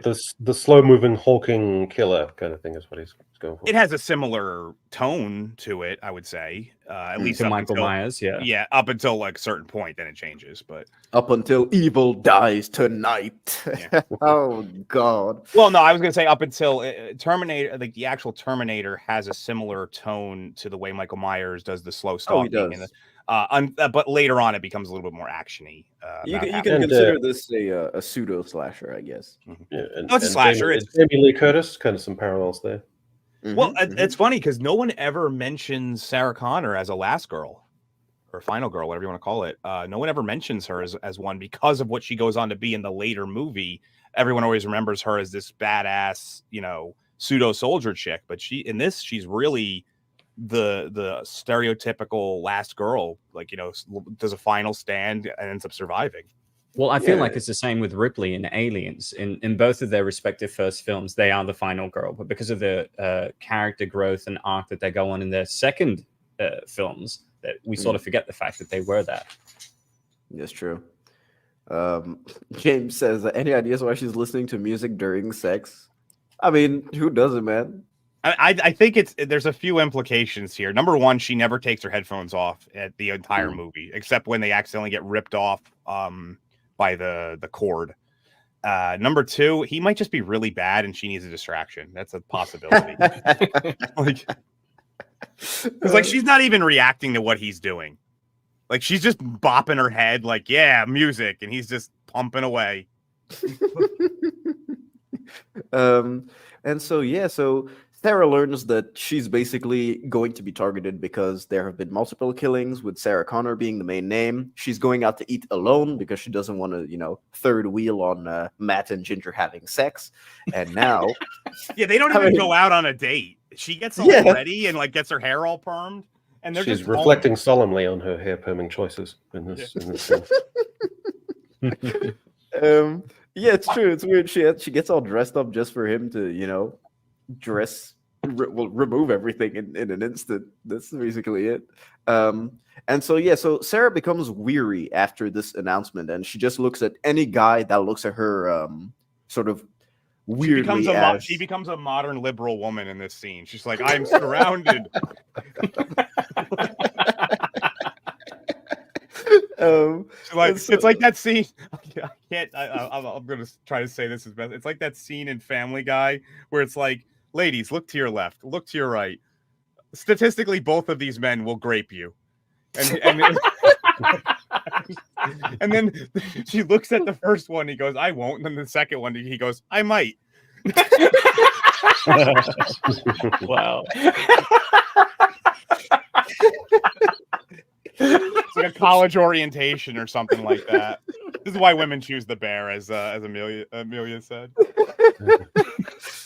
You're right. She is a liberal woman in the scene. She's single, neurotic, feeling persecuted, and seeing every man as a threat. So basically, But she becomes very, very much a right winger in the second movie. She's like gun toting, cigarette smoking. Yeah, she goes super libertarian. Yeah, you're right. One thing I'd like to ask, I would point out, there's two things about that scene, and we didn't have the clip. One of the small details. This is number two of three. The details that James Cameron missed. When she opens the phone book, it has advertisements for Connecticut in it, which are on the exact opposite side of the country as California. So, yikes! Oh man, it's like the Connecticut like life insurance like stuff, and like so it was definitely a that was a mistake. It was probably just whatever phone book they had from props. Maybe they were just trying a new marketing strategy. Yeah. Number two, she doesn't think to go ask the like owner, like, hey, do you have? I'm next in the phone book of this serial murderer. Can I use your not pay phone, like your actual phone, please, to call the police? Do you need me to pay a quarter to call the police? Like that's true. Yeah, and now she does enter one of the best clubs of all time, man. Do we have any footage of the slow motion 80s dancing? Because that's the whole reason I'm on the stream. I don't know. Well, I guess maybe we might have some. I don't remember. I did the slides a while ago. But first, before that, I mean, sort of, maybe. Maybe. I think there's some in that one clip, it looks like. So it's just so unique to that period of sway one side, come back to the middle, twitch slightly, and sway to the other side. And that's just the whole aesthetic of 80s dancing. Wait, you're not supposed to still dance like that? Damn, that would explain a few things about my high school years. So Kyle Reese is following Sarah Connor.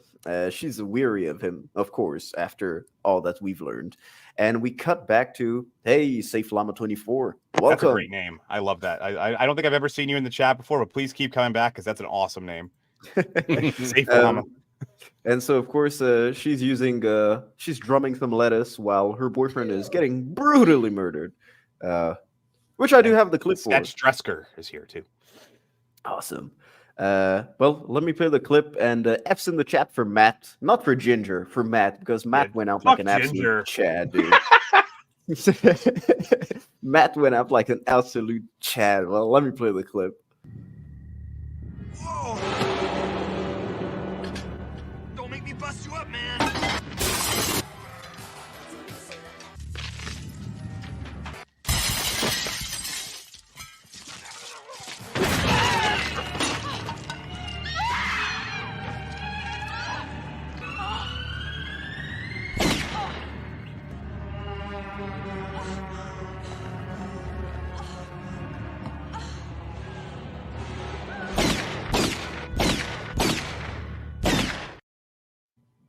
Jesus, dude. He is really efficient in double tapping, man. Triple, quadruple tapping. He just empties clips. He doesn't care. It's like he just wants to make sure they're dead. That's all. Yeah. Oh my God. Yeah, I think it adds a lot to the brutality of the Terminator. I mean, it just really puts respect on his name, you know, Terminator. Yeah, he makes sure that you're having a close he's not the slightly Maminator. I think this is still like about 40 minutes into the film, and I love how they're just ramping up like constantly how brutal and like efficient he is at killing. So there's a technique in film. I don't know what the actual name of it is, but you see it in a lot of movies actually, where you have two groups that are slowly getting close together. One that comes to mind is Finding Nemo. Actually uses this exact same technique, where the scenes gets shorter until they eventually do cross paths, and that happens in Terminator. If you look at the early part of the film, the scenes are a lot longer between the individual characters, and then as they get closer and closer in story, the amount of time for each scene gets shorter. It's a way to artificially enhance the tension for a person. I don't know the exact name for that technique. I'm sure I could find it, but it would also help with pacing as well. That's true. Yeah, just, it keeps envisaging the Finding Nemo writer's room where some guy's saying, okay, bear with me here because I'm going to make an analogy, but this is going to work for our film. Yeah. Like, I want to make this movie exactly like Terminator. Let's watch the Terminator. All right. Okay. They're like, You're like, now down to this the. is I have to Finding go see Nemo. it now. I wouldn't be shocked if they're like very similar in length. Oh, I'm gonna look it up. Finding Sarah. Finding Sarah. And so so this is the reason why he knows which Sarah Connor he has to chase. So it's because he gets the ID, he gets the picture. She does call the answering machine because Ginger isn't picking up. Spoiler alert, as we just saw, she is dead, so she can't pick up the phone right now. Now, this is where he knows exactly where to go because she gives her the location, Tech Noir. And she also manages to, there's a bear with you, Echo. There's one. I don't know what that. I just thought it was funny. Yeah. There is one thing I wanted to mention. Considering a lot of the good details in this film, it does seem a bit weird that the Terminator just knows like exact address locations. And if there was at least like a quick shot of him looking at a map, that would have been enough because he's a robot. He could scan the whole thing and have perfect directions anywhere in his head already. Yeah, it's a tiny little thing though. It's not a big deal. I just wish they had a slight moment, That's I mean, you can sort of fill in the details and assume that he has done that, you know what I mean, in your own sort of headcanon. The one thing that I didn't like about this scene in particular, the previous scene where Sarah calls, is up until the moment that she called, he thought that he had killed the right Sarah. So if she didn't call, it would have bought her and Carl Reese so much time before he eventually found out. Because not only does he realize he's got the wrong Sarah, he gets a picture of what she looks like. He knows exactly where she is, all because of this one phone call. Yeah, and phones screw her over twice in this movie, actually, because there's the scene with later, her mother. too. Yeah. Yeah. Also, Which is just quick. Go ahead, Chris. No, go ahead, Chris. I was just following up on what I said about the maps. My friend Setch in chat said he looked at the phone book. Yeah, and that has addresses on it, but that's different than a map that shows like street layouts and stuff. That's the main thing. Yeah, I could see where you're coming from. I don't think it's necessarily required. It would have helped for purposes, but like I said, it's not that big of a deal. I just kind of wish it was there. Well, it's weird because doesn't Kyle say later on that they lost a ton of the database because everything was destroyed pretty much. Yeah. They do sort of explain, because one of the details that they make sure to show you is that, because Kyle does really well when it comes to this high speed, because like high speed driving is actually really difficult. You need to be trained to do it, and especially in like cityscapes and chase. And then they show later that he was the driver for in his like platoon. And it would have to do similar things. So they actually do. There are a lot of details, small little details that you get covered without really showing it. Like specifically, like nowadays, he would say something like that. She would like look at him, be like, "How are you driving so well? You're from the future." And he would be like, "I was the driver in my platoon, and all you should see what it's like to try to duck between broken, fallen down." It would be like the worst lines ever. Yeah. But the Terminator knows that there's 3 Sarah Connors because he saw the phone book, right? There's still one more Sarah Connor. Well, there was actually probably like 5 more after that too. This is just the third one in the list. Yeah, it's a subtle thing. It's a small thing, but the art of blocking with these 2 actors, the way that their movements overlap and often not even looking at each other when someone will hand a pen or they move around each other, it's just a really good acting thing that gives the sense of 2 people who have been working with each other in close confines for years. And it's just a little subtle thing like that is you don't see too much. That's a great observation. Anybody else besides me miss old school phones with cords like that? It's just something about being able to like slam it down when you're hanging it up and you're angry is just it doesn't really work with a cell phone. You can't like angrily push the button. I grew up in the 90s, so we had the circular dial where you had to. Do you remember that? Wait, you guys had man? Australia is a crazy place. You guys just got circular dials in the 90s. We had those too, but I don't know. Like it was a family that had them, so I don't know how old their phones were. I just know. What the hell did you guys have before the circular dial? Were you just? Well, there was Louis C.K. made a fun joke where he was talking about you would hate people who had a 9 in their phone number because it would take the longest to whirl around in the thing. Yep. Wait, do you have to do the dial backwards in the Southern Hemisphere, like the toilet water? Do you have to go from the right to the left with the phone? Does it work that way? No. Is that true that the toilet water goes counterclockwise down there?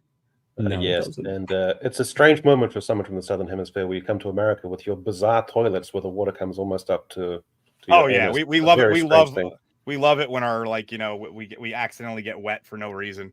Yeah. Wait, what Go the to fuck? Japan and then you have the bidets that actually sprinkle water into your asshole. That's a French design, so like Yeah, uninspired. I literally have one in my bathroom, like right now. I have one. Like, Oh it wait, comes- when I came over, I wasn't supposed to use that water fountain. Oh my god. I've never been on it. I've never been to France. I'm just I don't use it. Like I'm scared as fuck to use that shit. But yeah, I have one in my bathroom. I just don't use it. But it works.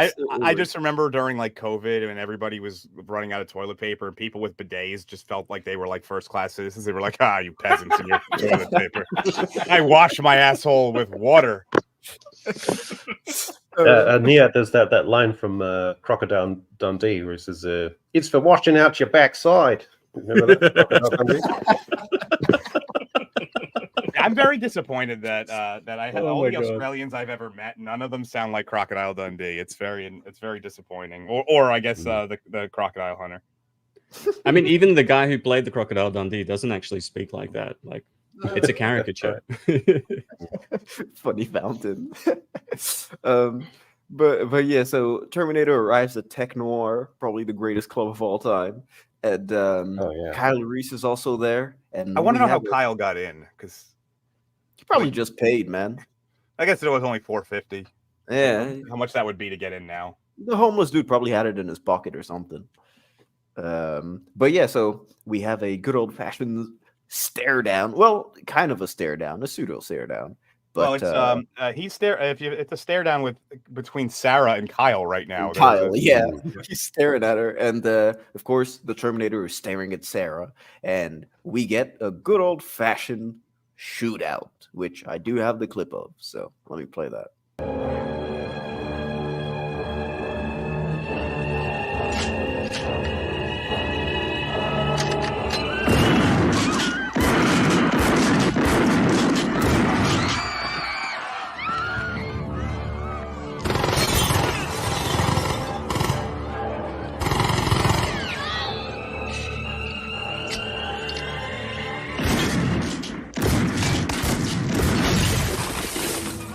Come with me if you want to live.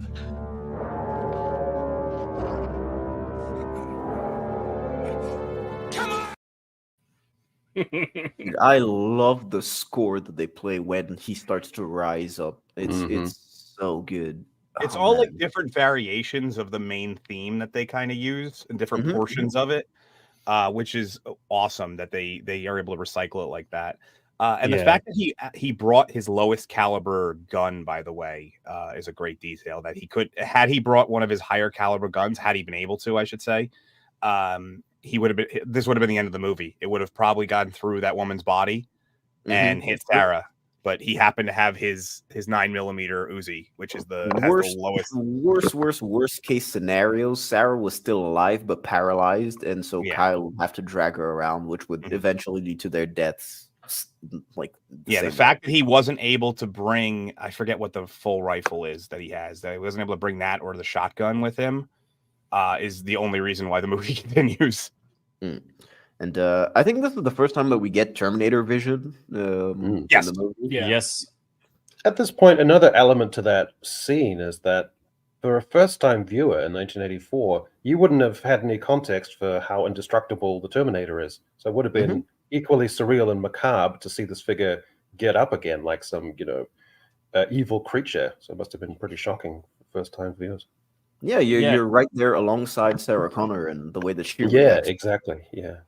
Him getting up and then cut to his actual red Terminator vision, I think it's like it sets in your mind as the viewer for the first time that this thing is inhuman. Do you know what I mean? Like it's not normal.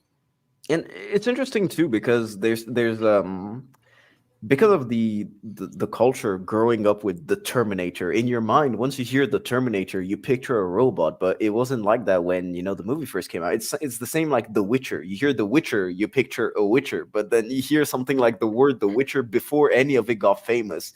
You can't even remember a time before you would associate that word to something very, very specific. So stuff like that just baffles my mind when I think about it. Well, I think if you heard the word Terminator before this movie came out, you would probably think somebody just accidentally said Terminator wrong and was talking about someone who kills bugs.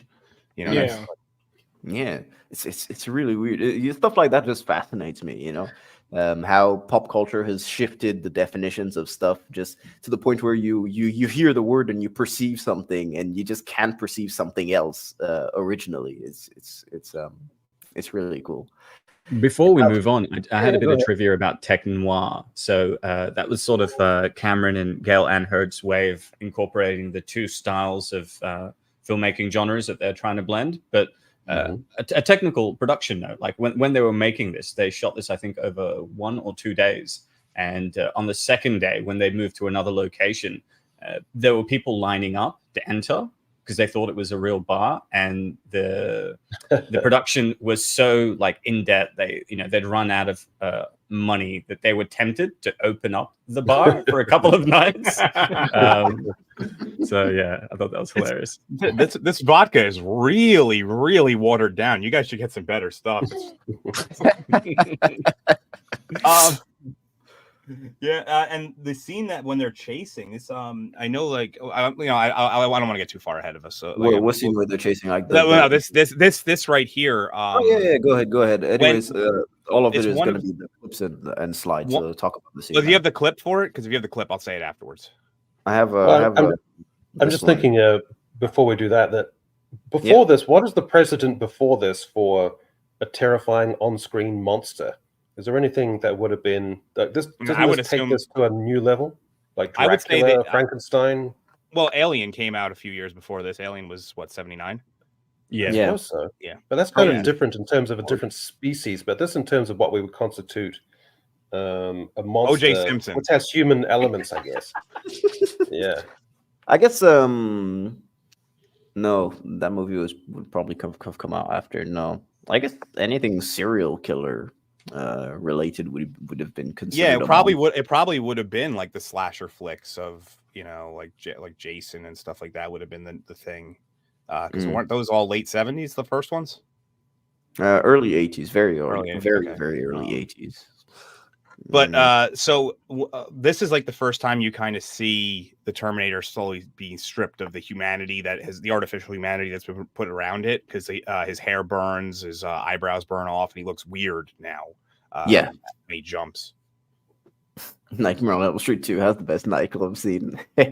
I love Nightmare on Elm Street 2. And I think this was one of there were several scenes specifically with cars, like this one. I think this was, if I recall correctly, this is one of the ones where James Cameron is holding the camera himself and doing this scene, because they only had permits for certain filming locations.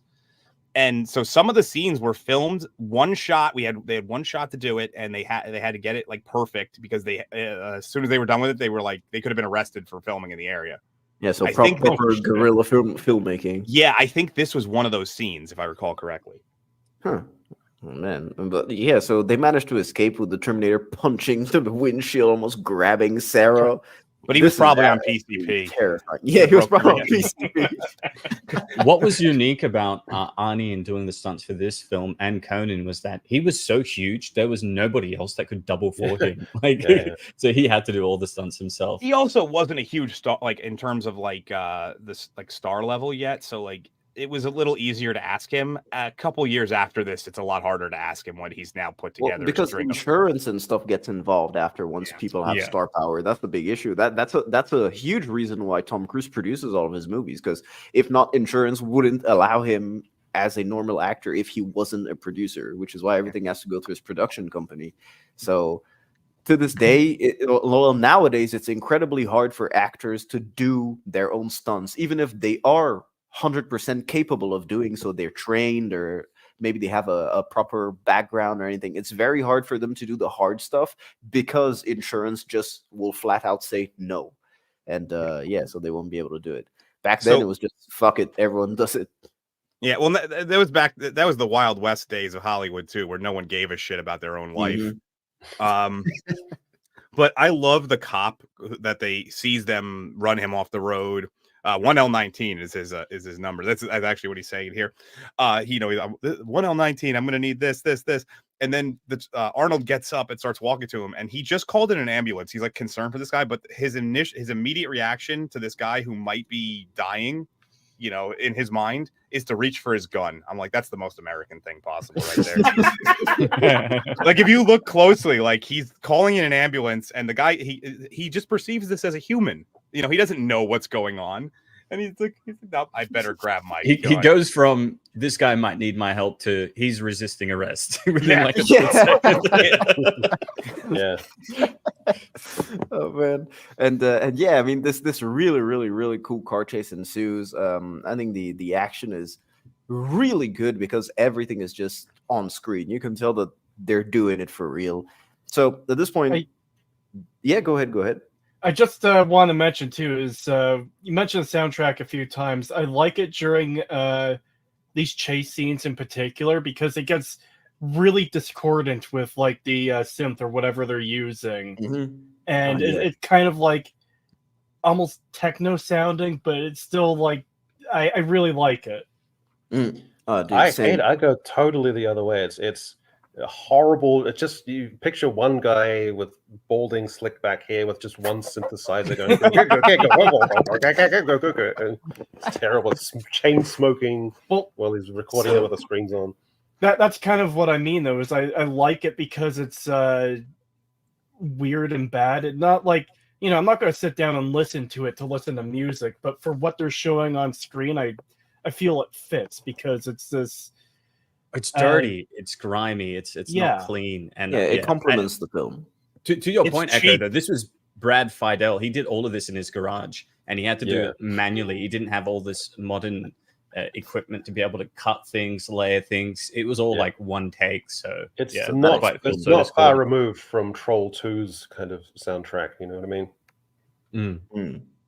So he did actually do the T2. He came back to do the score for T2. He probably had a lot more time and better tech to work with as well at that point. Yeah, absolutely. And a bigger budget. True Lies. Yeah, True Lies. Huh.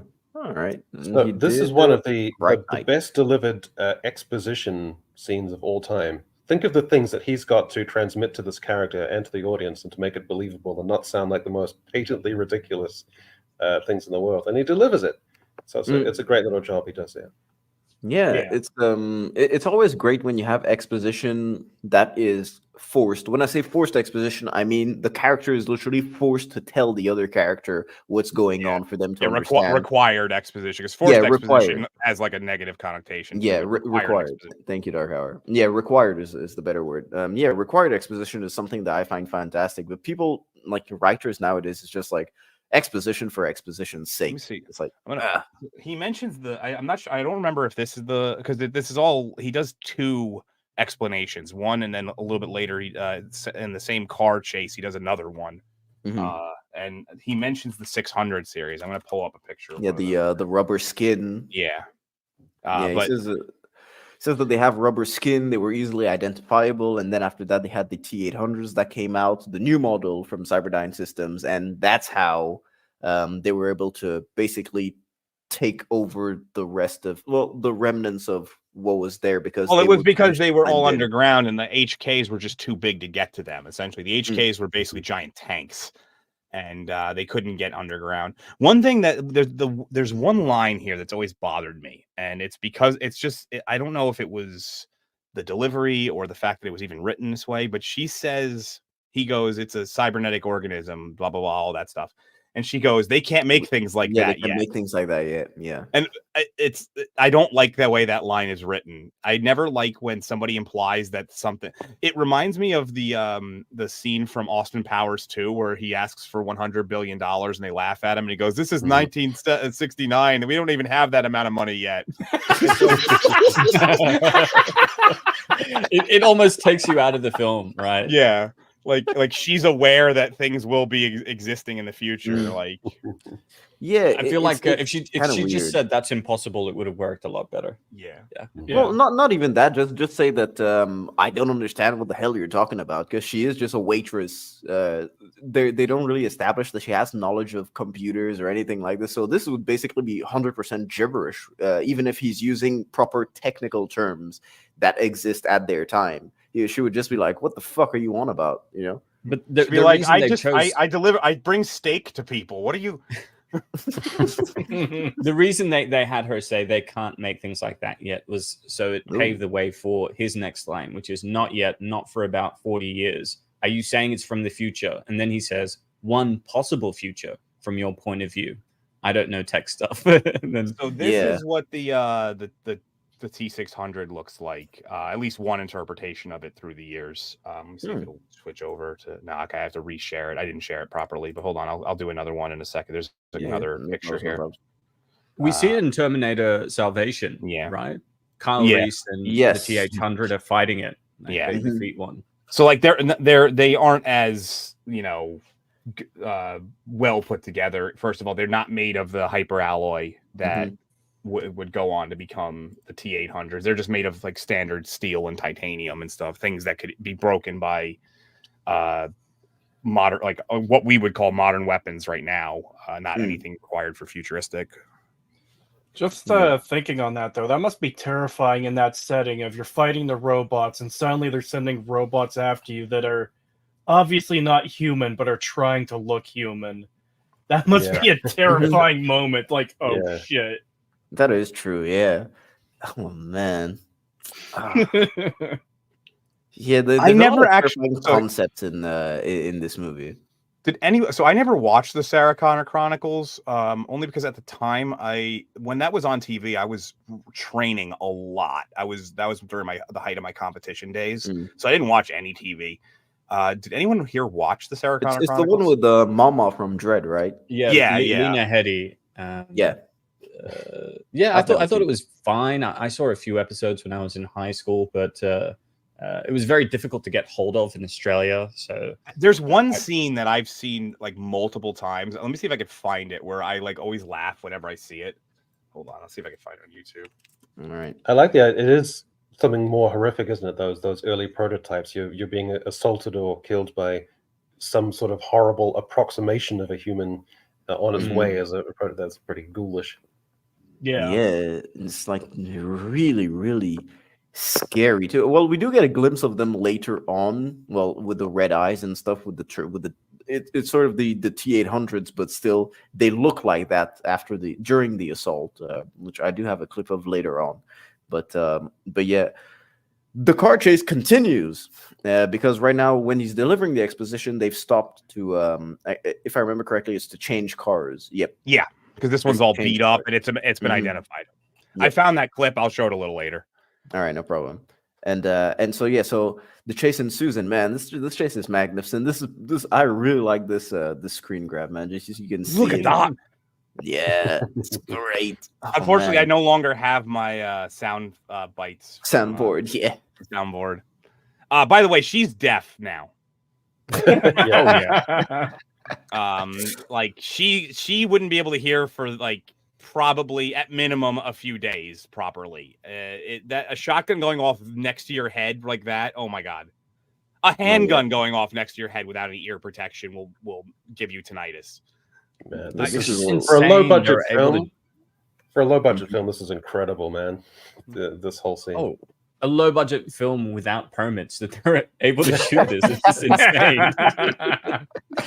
insane. Yeah, this is just. It's so. Yeah, Amelia has it right here. She's on board with for sure. Yep. Oh my god, it would be. It was. I can only imagine. So, like, think of like when you go to like a rock concert, but all of that happening in a matter of like 2 seconds, like all of it condensed into that amount of time. Man, even Michael Biehn just popping out of the car just sells it so much. It sells That's it. one of my favorite things about the Terminator movies. These like car shootouts where the person pops out of the driver's side, or the passenger. Like they do them in almost all of them, which is pretty cool. But no matter what, they always look awesome. Yeah. They look awesome, but they're also very dangerous. Oh, they're horribly impractical. Yeah. It's yeah, especially with a shotgun of all things. Like you're probably gonna fly out. The rest of your body's gonna fly out of the window.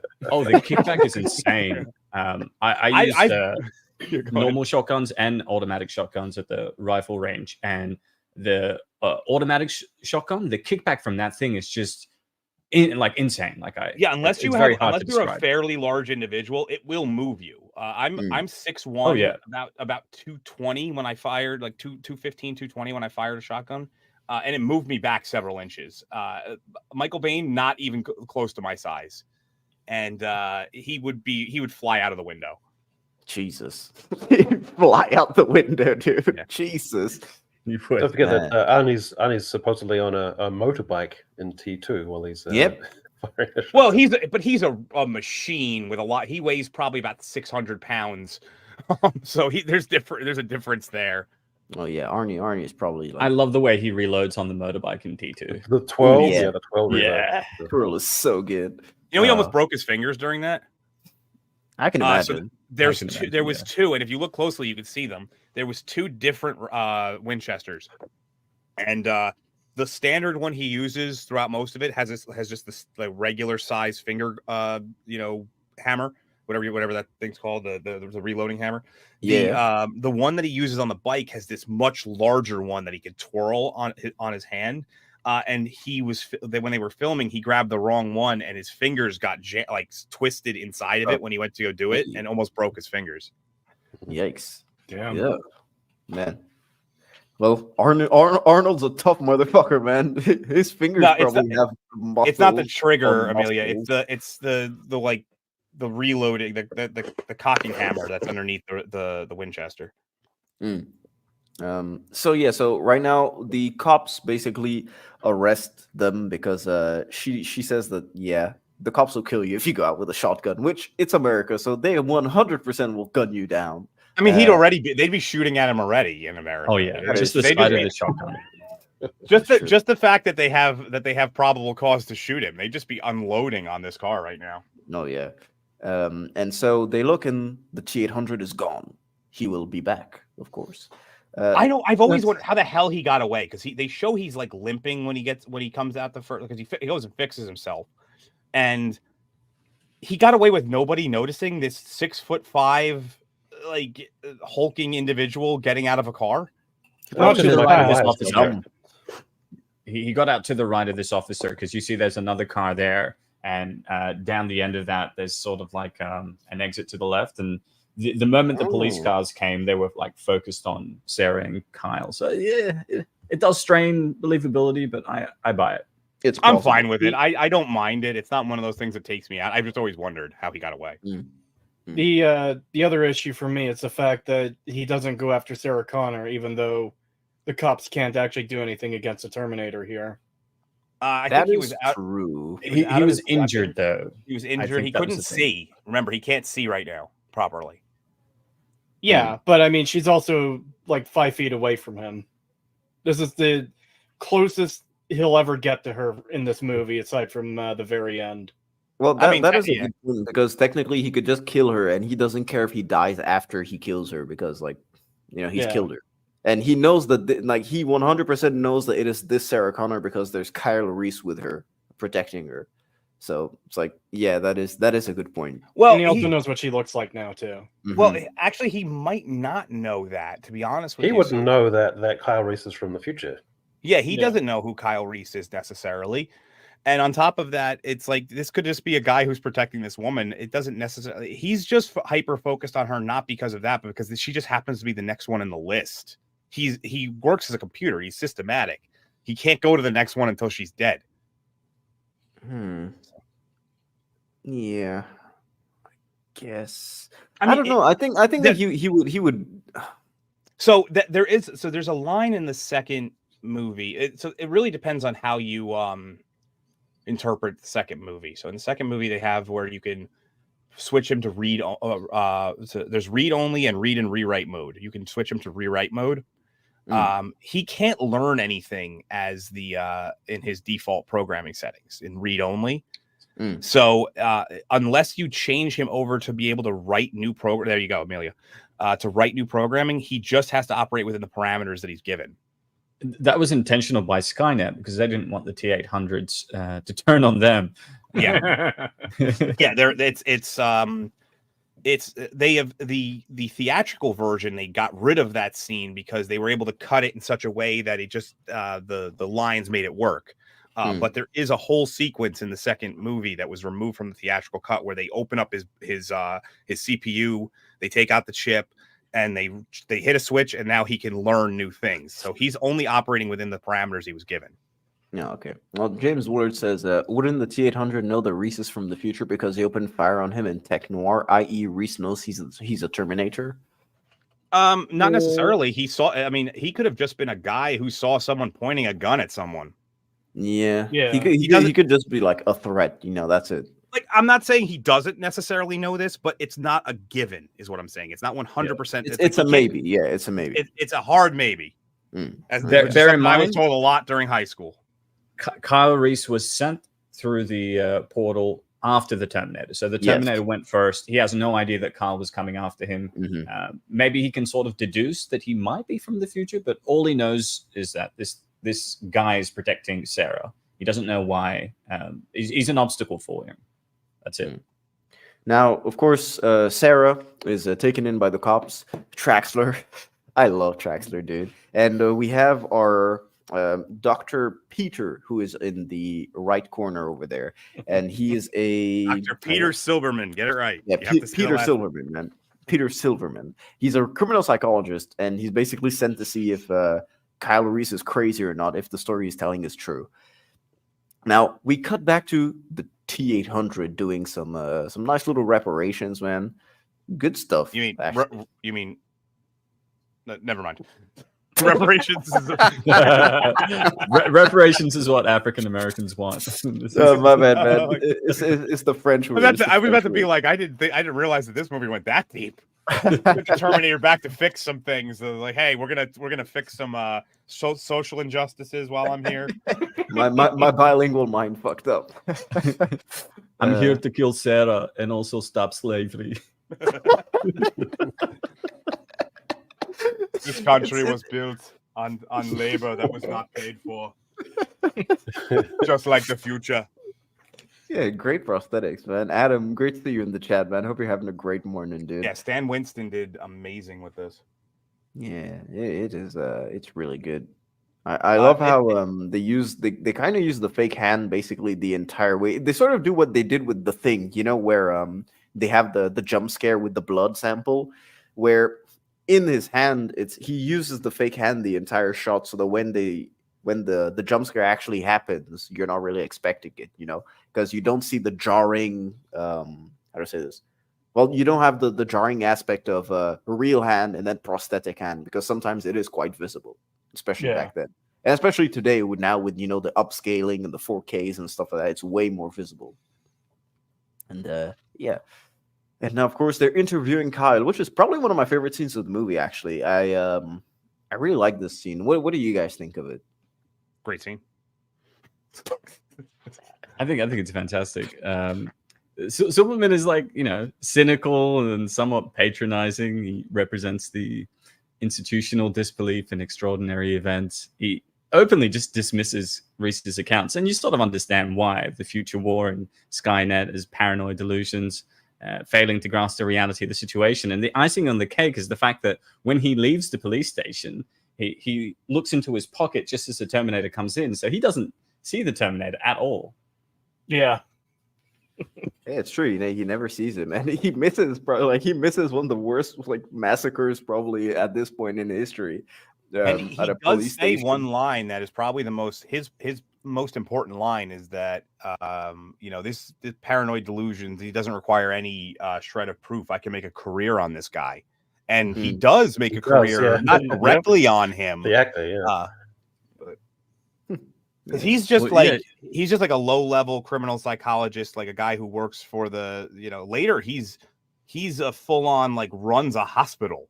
It's a much different situation. Correct. Yeah. And here it seems like he doesn't care that much about his job. He's yawning. He's like kind of aloof and stuff. It's That's true. Yeah, he's it's quite interesting to see the contrast between here and later. Well, here and later in the next movie, actually. I do love that moment in the next movie where he sees the T-1000 meld through going through the bars. Yeah. Doesn't his like pen or cigarette just like fall from his mouth? It's the cap of the syringe that he was going to use on. Yeah. So what we learned in the scene is that Kyle is basically stuck in the future because they broke the machine. The time displacement machine is what they call it. Huh? Oh yeah, in the past. Sorry, my bad. Yeah, they're stuck in the past because the time displacement machine is broken. And I do love the fact that basically that one line where he says, "No one goes back. No one comes through. It's just him and me." It's like no one else comes through. No one goes back. Yeah, it's just him and me, and like that's where you really understand the stakes of this dude is basically humanity's last hope, and we've seen him try to survive against the T-800, but you can really tell that he's his luck is running thin at this point. Yeah, but on top of that, he also, one of the things about it is it really does come up. We have details that obviously the cops and Silberman don't have, but like it almost does come off like he created a delusion, or at least like a lie that covers his own ass, because it's like, oh yes, well, only I had to come through naked. I don't have anything to prove it.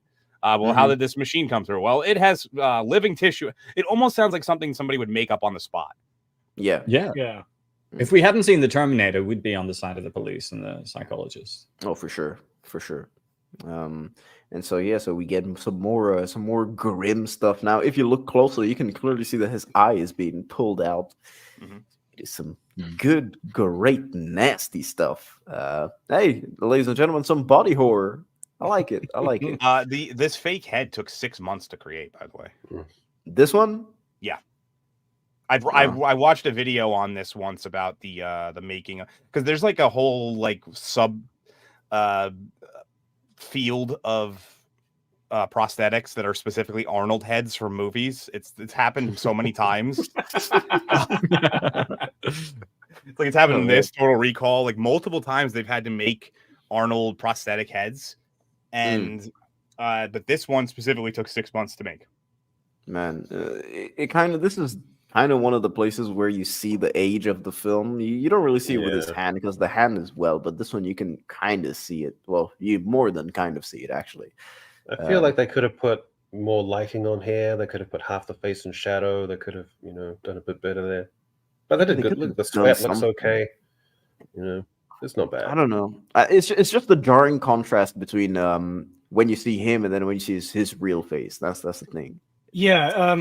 I was on the episode where we talked about Alien. It's a similar thing where the Ash head prosthetic is very obviously different from the actor whose head is like through the table when they switch him back on.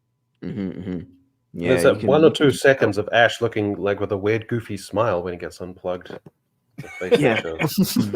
So bad. Well, wasn't it you? Was it you, Niat, that said that the head of Ash was shrinking, so that's why they had kept shrinking. Yeah, they made it the day before, and because of the latex and materials, it shrunk in a day, and it was like already 3/4 the size. And they're like, we have to shoot it now. We don't have any money to create another one.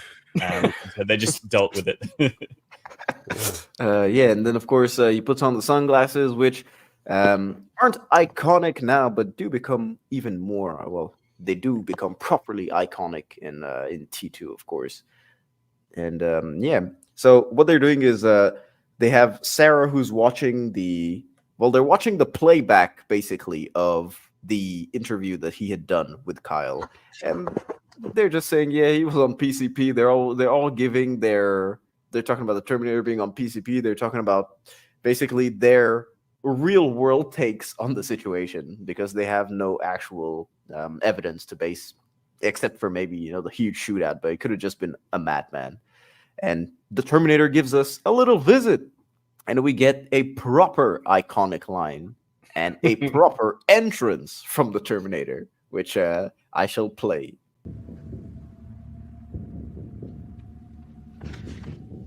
I'll be back.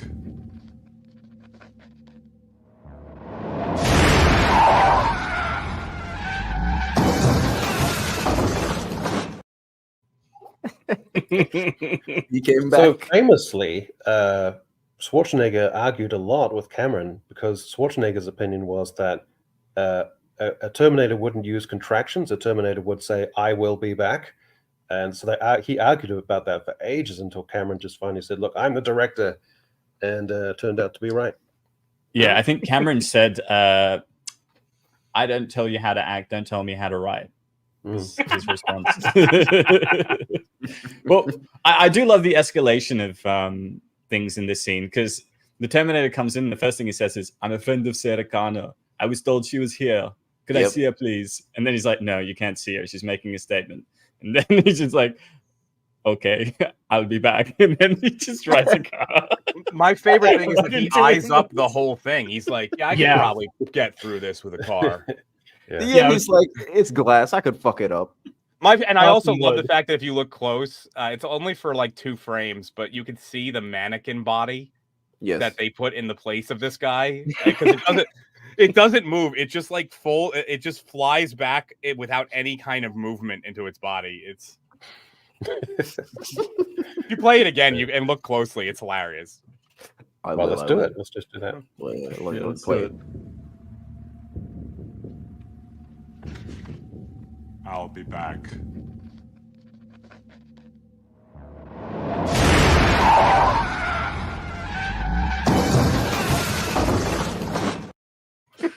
Yeah, kind of Crash Test Dummy kind of vibe there. Definitely. That guy also has he's really fast at writing. Like he's really good at his job. Very efficient writing. He might be a Terminator. But he has the writing program, not just the reading program. And now, of course, we get the assault on Precinct 13, basically. And man, this is probably the most iconic scene in the movie, honestly. Dude, I was going to say this is one of the best. Yeah, dude, he's this and the ending. Everyone. Yeah, this and the ending are the things people remember the most about this movie. Yeah, man, and of course, we have Traxler and Lance Henriksen arming up with their ARs, just to get gunned down. But yeah, man, look at this. It's fantastic. Everyone's just getting shot up. The clip, but there's one small detail that I love. Where I love this here.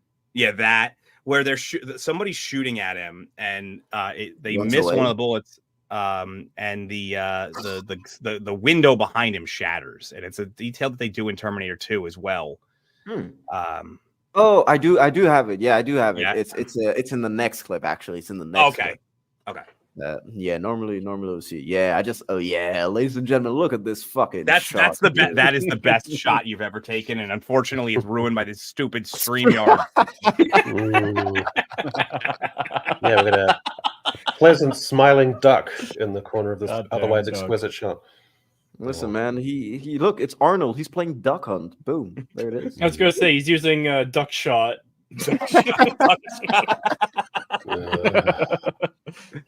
I think Echo just died. Oh shit, my bad. I thought there wasn't any audio back clip. Echo just died a little bit on the inside right there when he heard that. He was like, ugh. Yeah. No, but this scene is so visceral because it just reinforces that absolutely nowhere is safe, even in like this, locked down building full of people who are, professionals like this with guns everywhere, and it's still not safe enough. It just adds to that queasy claustrophobia when you're watching. Well, This dude gets Traxler- shot in the ass. Yeah, poor guy. Traxler lulls Sarah into a false sense of security because she's freaking out, and he tells her, "Your mom's going to be here in an hour. You're in the safest building in Los Angeles. We've got like 25, 30 cops here. You're going to be fine." No, she's not. Yeah, none of them stand a chance. And I love how Well, they do it in a police station because, you know, as you guys said, a police station is where you're supposed to be the most safe, especially as they're taking you in. Normally, it's the place to go to be very, very safe. And nope. Probably the most, I would say, brutal, but also like the most visually, I don't want to say pleasing kill because it's not really like the term I'm looking for, but like the way that it was filmed was best was when he kills not Traxler, Lance Henriksen's character. I can't remember his name. No, Because okay, then just play it because I won't explain it. I'll just it's in the next clip. But I just like to see this one end, dude, with the fire and stuff. I think Mahler said it when they went over this, so I'm gonna steal this from him. But it was the way that the Terminator does that is basically like, well, these are humans, they like to see, so I'm gonna make it so they can't see. Like it's really just like systemic. It doesn't really. It's not doing it. The planning is all very machine driven. He doesn't need the light, so he's like, okay, fine, I don't need this. I'm just gonna go. All right. Well, let me play the clip. Dark Hour. I think at the end of this clip, I have the one that you were talking about with the bullet ricocheting and shattering the glass behind him. All right, let me play it.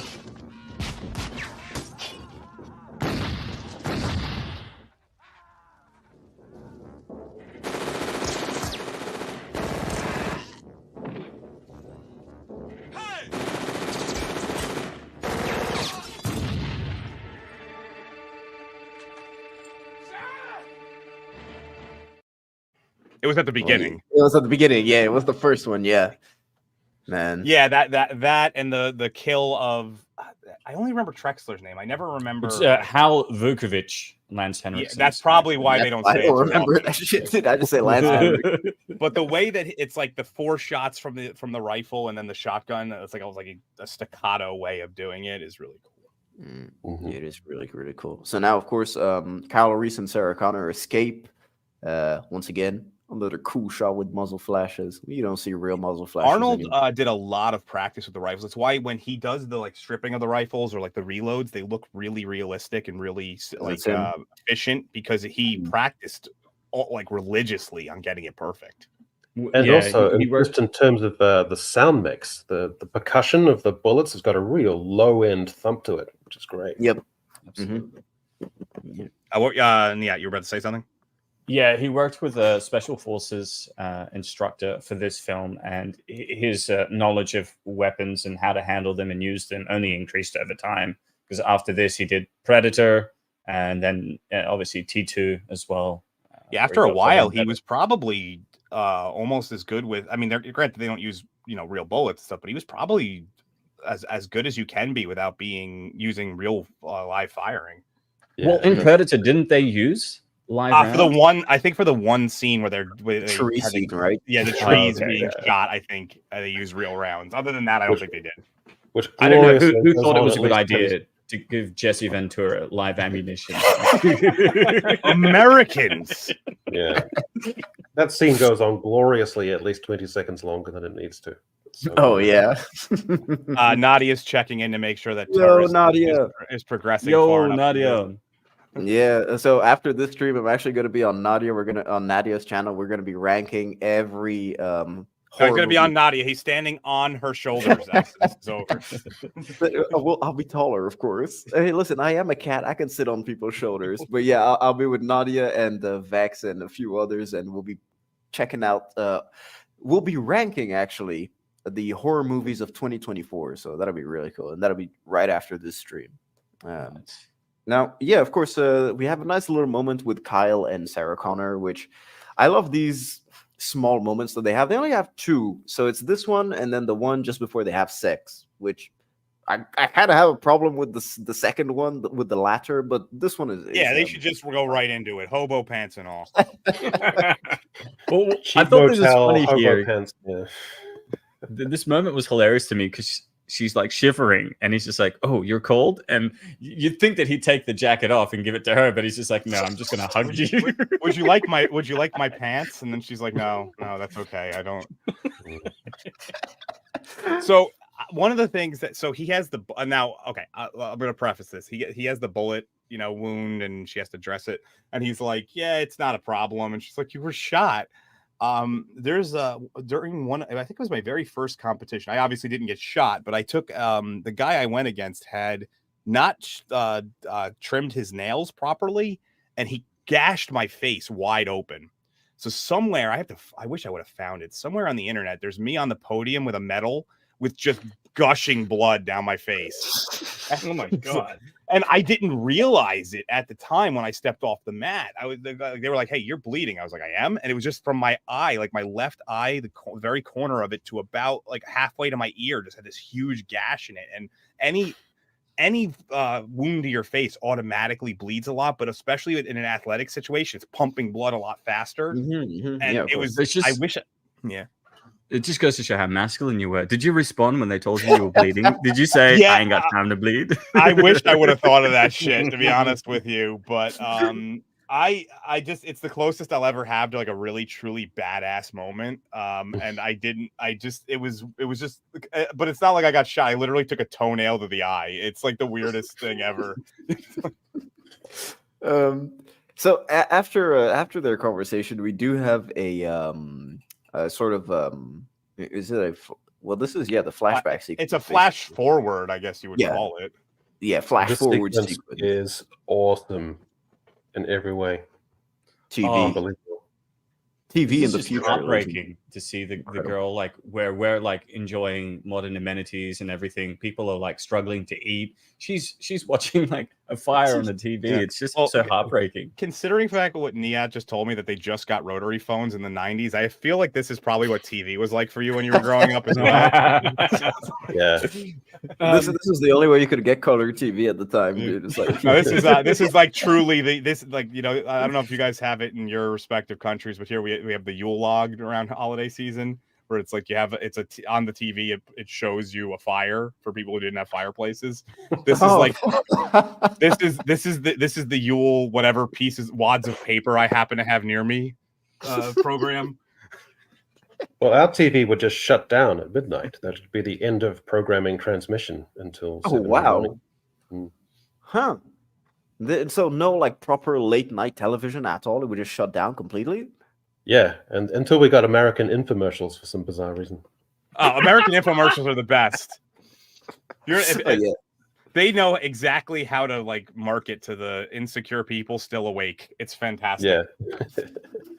So we do see the image in the flash forward of Sarah Connor, and the image, of course, we'll see it at the end of the film, how it was taken. And so we learned that this is Kyle Reese. This is how he sees Sarah Connor, which of course will become relevant just before they have sex, because he memorized, I guess, every wrinkle and every detail of her body. I don't know, man. And that dog too, man. That's a good looking pup. Wait, yeah. Just before we do have the flash forward where Franco Colombo. Yeah, Franco Colombo shooting people up. And this is I like that there's anybody who's played Terminator Resistance knows that the purple plasma is the strongest plasma, by the way. Facts. Yeah, there's multiple types of plasma, specifically red and purple are the most common. I think there's a white one as well, but the purple is the strongest one. So he's in there with like the strongest possible gun, just gunning down mostly civilians. Yeah, just women, children, and the dogs. He kills the dogs as well. Mm-hmm. I just love the shot, man. I love the shot where you just see his eyes glowing and he's slowly walking. Yeah. Makes me want to do a brownie. Look at that. Look at that. Yeah, it's so good. It's such a great shot. I love it.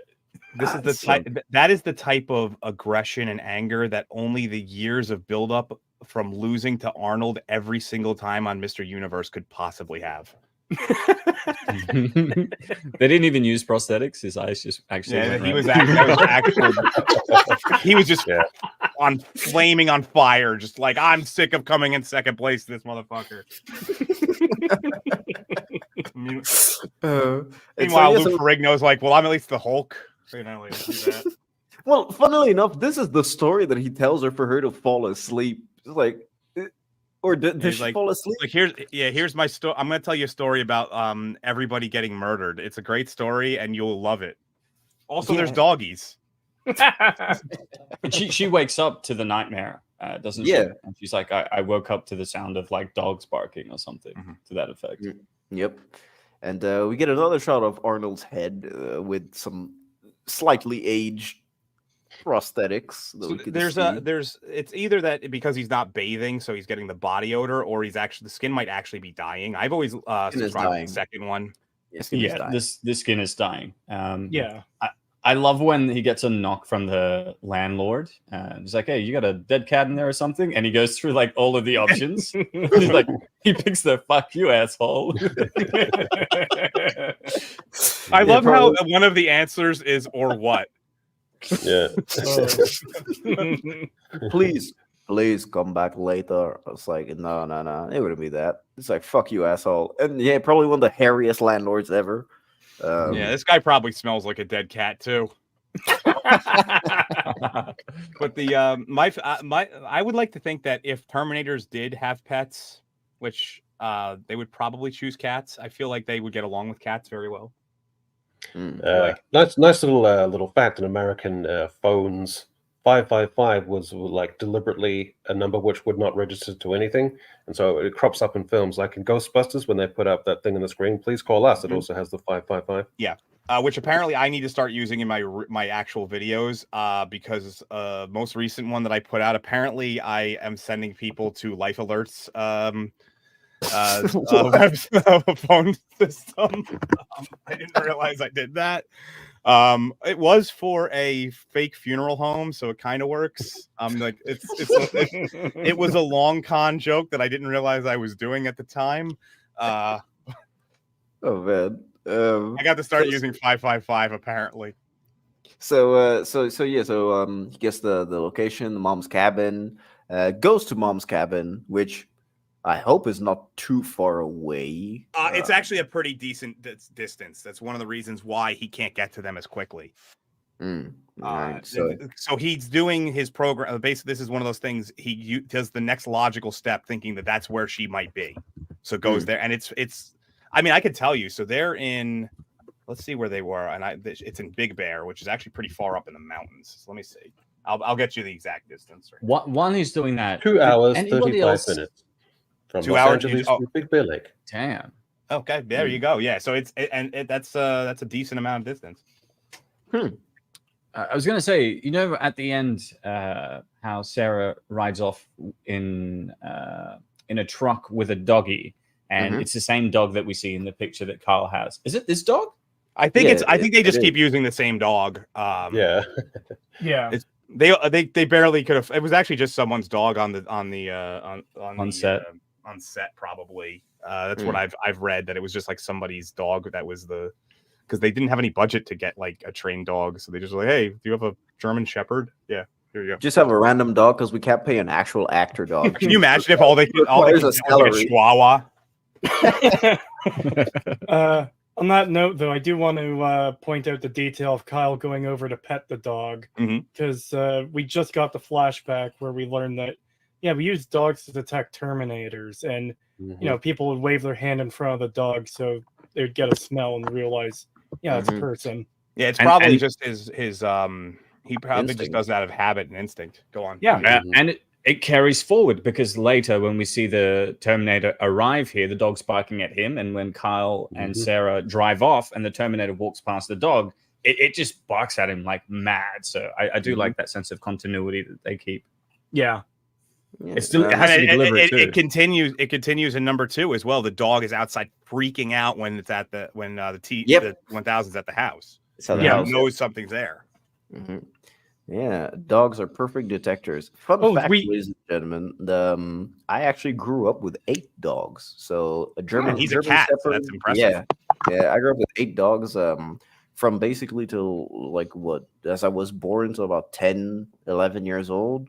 German Shepherds and Dobermans, man, they were pretty cool. German Wow. Shepherds are some of the most like loyal dogs there are too. Like they will like die for you. I used to ride them like horses because I was tiny, dude. They were fun. They are like, pretty big no dogs. I joke. mean, they're not the biggest. They're not like mastiffs, but they're still pretty big. No joke. I used to gravel them like horses. Go ahead, Kritos. No, sorry. It's just another point on the dog continuity. When he kills the first Sarah Connor earlier in this movie, there's a small dog, not a Chihuahua, but like a Yorkie or something that's also barking at him there. So, Yep. And he it's looks just- at it. Yeah. I really like that continuity throughout both this movie and the second in my one. headcanon, when he walks back out, he kills that dog because it's like that seems to be their thing. That they kill the dogs as part of their programming.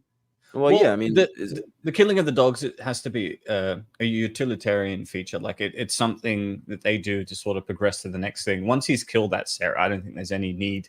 It doesn't serve any purpose. I just said don't feel- headcanon. That's I don't think it's really there. I just like to be like, yeah, that's a really yappy, annoying dog, and he just goes True. Like just one hand snaps the neck.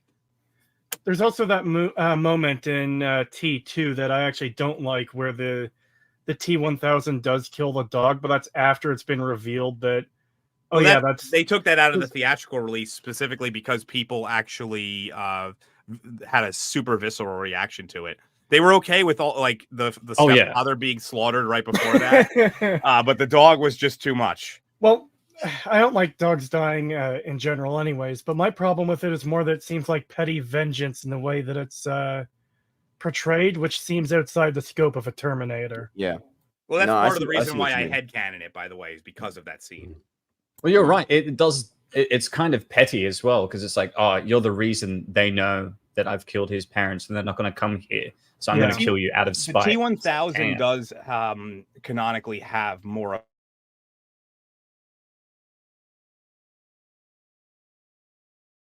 And to blend in better, so It's more unpredictable than the T-800, and I think I read somewhere as well that Skynet was terrified of the T-1000.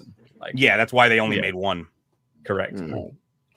As an aside, in the 1980s, coding regulations insisted that an interior must be at least 80% Formica, as you can see in the shot. In fact, for very often, cars even had this shit on them as well. Yeah. So it was like, you're gonna have a panel van, damn it. And so they're about to get busy. But first, But, she's gonna talk to Arnold and get nice. And But warm why up. does a dog not like a Terminator? Like, why would a dog be upset at a Terminator? I guess think maybe- because they sense something's off about about them. I don't Yeah, necessarily. dogs have a weird sixth sense, you know. Well, most animals in general have this sense that They humans- probably also smell very chemical. Yeah. Yeah. Like Well, for us, go ahead. They're rotting skin as well, don't you think? But even without that, I think so. For us, they're producing this artificial bad breath and sweat and all this stuff. To us, it probably just is like, oh, that smells. To them, they probably smell on much like more microbial level, and know that it's something that's not right. That's my 'cause, guess. they've even trained some dogs to smell cancer, so that's Cancer, crazy. bombs. And remember, there's bomb sniffing. Like they all have these on like a very, very minute level can sniff out weird stuff. So they're probably just and almost every dog could probably, like most dogs can do that. They can smell what that is. They just don't know to identify it to humans. Dogs can also identify when their owner is pregnant before they know, like by the hormonal changes. Yeah, so they're probably just like kind of freaked out by what they're smelling.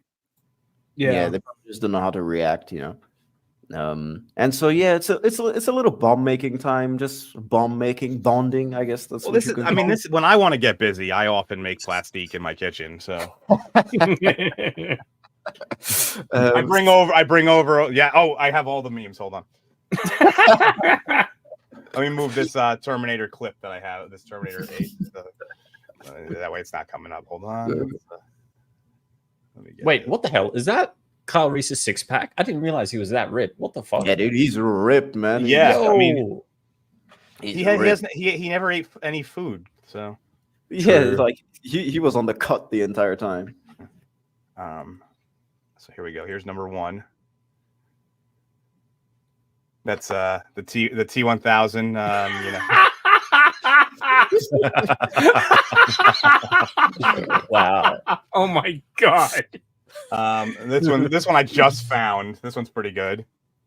So, oh god, she lies. Yeah.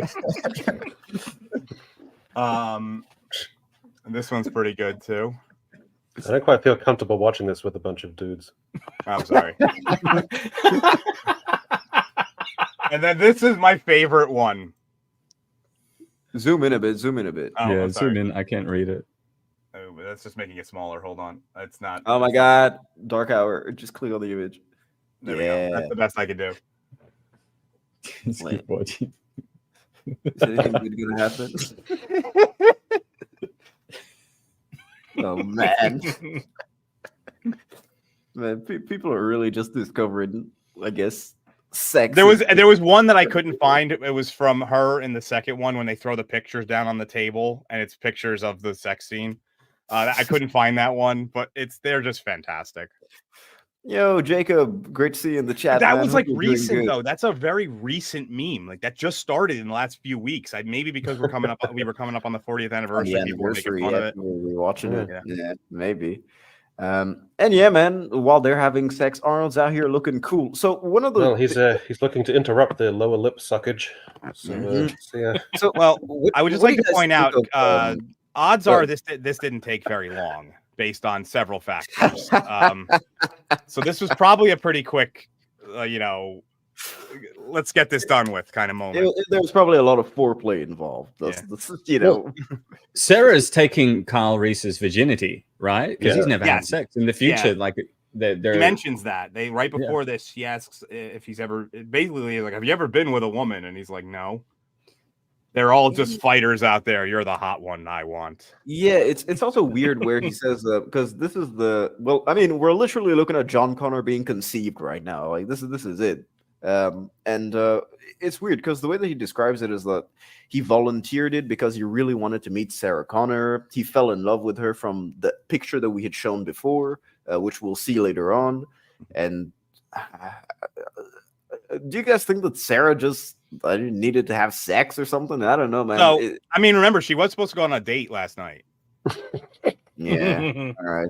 I've always wondered, like if you actually think about this for a minute. So like John is aware that Kyle is his father and this moment has to happen. Mm-hmm. Like you could do some serious hilarity in your mind of like the conversations he had with Kyle before he sent him back. Like, hey, like when you're back there, like, go for it, man. It's just like really like she wants it, bro. Go ahead. Your your secondary mission, pound the fuck out of that pussy. Like priority mission, save her. Secondary mission, like no protection. Crush. If you go into a convenience store in 1984 and they try to sell you lambskin condoms, just say no condoms whatsoever is required for this mission. Being a bam boom, John Connor. Honestly, we could have just had a whole stream on just talking about this scene. I think there's a lot going on here in this 10 seconds that happens on screen. It's called making love, you cynical bastards. You sounded like it's a Gundam there for a second. That's great. Here's a couple. Like as he's about to leave, he's like, "Hey, I got these pills. They're to prevent any kind of like diseases. They're called Viagra. Make sure you take these when you get back there." I could do this all day. I could do it for the rest of the hour long of this of like what we're gonna be doing next. So we've got the cock blocking T800 right here, man. He's on his way. He's a bit too late to cock. Yeah. And man, he's popping through, but they've already left. Man, look at the clip on that sucker. Well, it's two of them taped together. All right. Yeah, if you look closely, it's got like duct tape or something around it. It's two of them. That's actually very common for them to do. Yeah, you see it a bit. You see it a bit in movies. Actually, you see it a lot. Usually, like actual soldiers when they do that, it's usually they're taped together next to each other with like paper wadded in the middle, not like where they have to flip it like that. They just have to move it over a little bit. Mm-hmm. Yeah, and of course, a chase scene ensues where he's going after him because he knows the location, he knows where they're going, and that's where they start using their what do they call it? I was always frustrated by the scene because it felt like they were building up something really important with these pipe bombs, and the scene just kind of peters out, kind of with an irresolution to it. It kind of always bummed me. Yeah, it's kind of weird. The only thing that they do is the truck thing, I guess, with the pipe bomb. That's the big payoff. Yeah, the least had to be. Oh, go ahead. This had to be a smoke bomb. They couldn't set off explosions because this is real traffic. They don't have a permit. The people in the cars and trucks behind them have no idea what's going on. you gotta like keep that in mind. So you're driving back from work, you see some dude with like a pipe bomb come out of his car. For the rest of your life, you're like, hey, I definitely just saw like a shootout on the freeway. What's going on here? Average day in LA. Yeah, actually, they probably just kept going. The least realistic part of this is that he asks the woman to drive. He's just like, well, actually, I found that moment funny where she's like, "We should use these," and he's like, "Take the wheel." No, he says, "Change places." It's like change places. Like the scene from Futurama with the when they're in the robot asylum.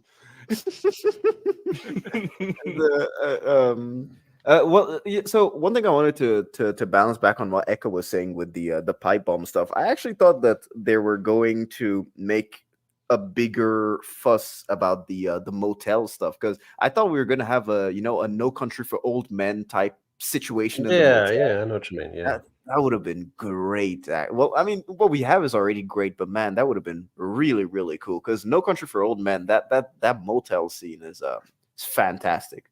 This is a good point. Would you rather the woman deal with the pipe bombs? Yeah. On the point of the pipe bombs, I do like that. Not all of them. Well, none of them hit when he's on the bike, but I like that they're trying to time it. It's not just one and done perfect shot. Well, yeah, they actually show that he's trying to he like lets the fuse go at different points, which is pretty cool. Yeah, I really like that. It shows once again showing Cal's expertise, man. He's used to doing this because we see in the flashbacks that they use a ton of these pipe bombs. So that's basically the only thing. They have like those are like depth charges almost, the things they throw at the yeah. And yeah, so of course so at this point they crash. The T-800 gets run over by the huge truck, and this is the scene that we were talking about before, where he goes in, steals the truck, and just tells the other guy to fuck off. And Get he does. out. Get out. And, he's chasing him. Now, these guys would have been squished, man. That's just. So I've always thought of this as they should have never shown the straightaway scenes. Because like if they were running on angles away from it, these trucks are really hard to turn, so that would slow it down significantly, especially when he hits like cars and stuff. But that straightaway sequence, there's no way he would have gone up. He would have caught them in a couple of seconds. Also, bear in mind that Linda Hamilton broke her ankle while filming this movie, so throughout the entire film, her right foot is bandaged up and she is limping, but she just made it a part of her character. Oh, I didn't know that, man. The Terminator makeup looks awesome in the truck scene. Yeah, it does. Yeah, this is specifically the makeup he went into that diner wearing. By the way, it was this specific scene's makeup. To Echo's earlier point, though, the reason why it works here and not in the scene where he's sort of fixing his eyes because of the lighting. Do you know what I mean? There's too much light in the previous scene, whereas the lighting here is perfect. It's nice and dark. So there is the payoff with the pipe bomb here. I just forgot about it. But he puts the last one. Oh yeah, the last one he puts it in, and then this is a big shot of the makeup. I want to put full screen for you guys. Yeah, I do love the fact that he throws it in there, and now, like Sarah's still running in front of it, and he jumps in a dumpster. You know what? This is the best I could do. If she doesn't survive, she doesn't survive at this point. He could have killed her because he's basically like, "You keep running in front of the truck. I'm gonna hide behind this bin." and then I'm going to detonate the truck right next to you while I hide in the bin. Good luck, bitch. and they seem to adhere to, and I don't know what the casualty radius of an exploding tanker truck full of gasoline is, but the casualty radius of a hand grenade is 15 yards or meters, depending on which country you're talking about. Yeah, talking real fucking metrics, dude. So, about 45 feet or whatever the fuck you guys use, I don't know. And 847 kilometers, I don't know. But there's no way she wasn't within the casualty. Oh, her heart would fucking explode. Like, yeah, she'd be like just done. Your insides, man. Yeah. But the reason she's fine is because they were using miniatures, so the explosion was actually quite small. And she got to that building and was able to go around the corner. Unfortunately, I don't have this anymore, Amelia. I don't have I had the it'll be fine. I can't use it. Well, let me play the clip of the explosion, man. Let's hit it.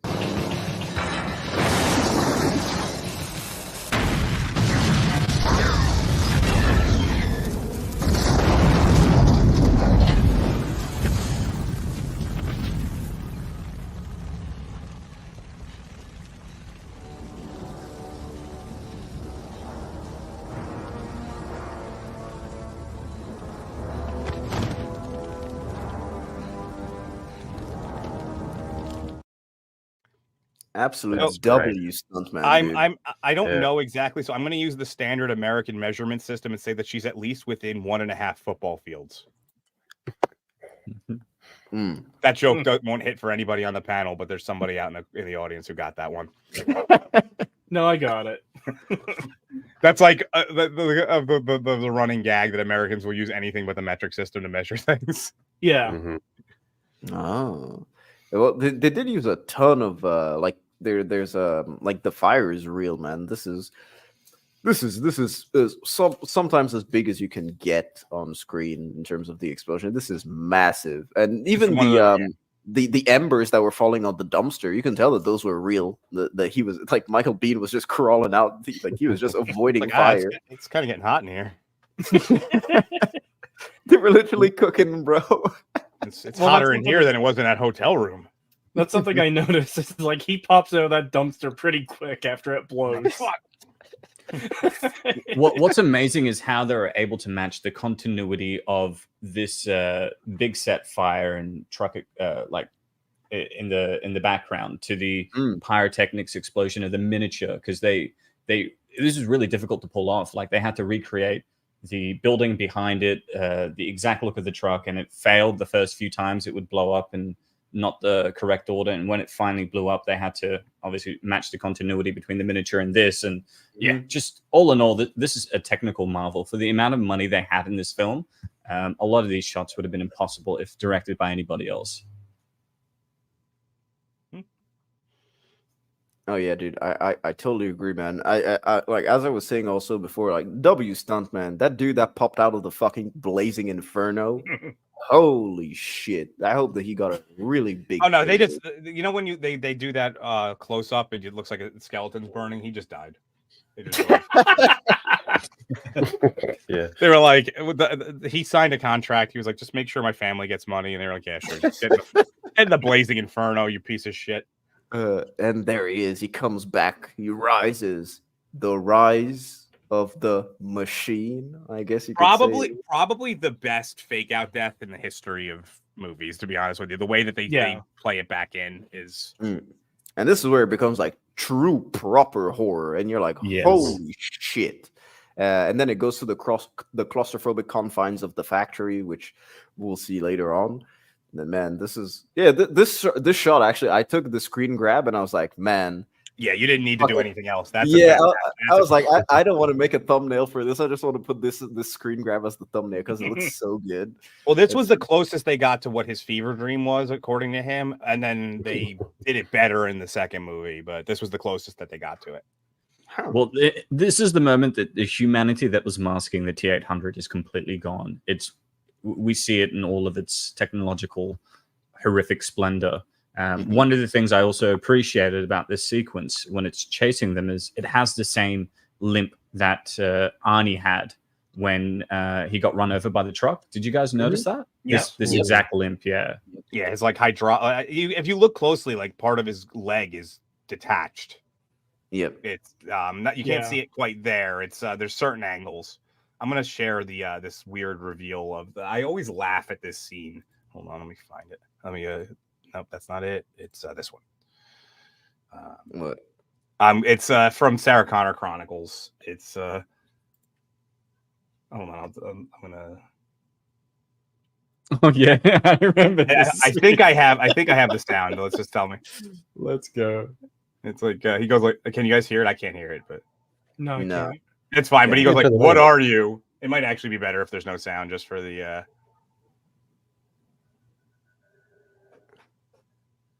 Just looks so terrible. Weird. And I probably just got like our. Hopefully that didn't screw with the stream, but. Go ahead, add it. Okay. You go ahead. I'll play this again. He did I love dramatic neck turn, and then he turned his body. That's what's funny on that one. There it is. That's the piece that's missing right there. It's I like love this. Basically, his Achilles heel is essentially gone. Dude, to me, that over the shoulder shot needed to be used way more. It was fucking.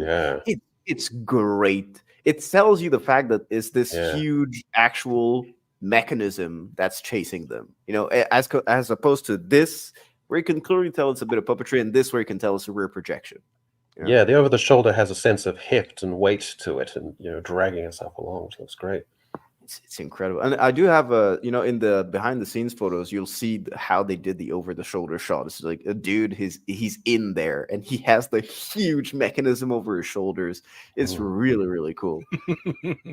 Oh man. And now of course we start the last sequence of the film where they're going into the factory.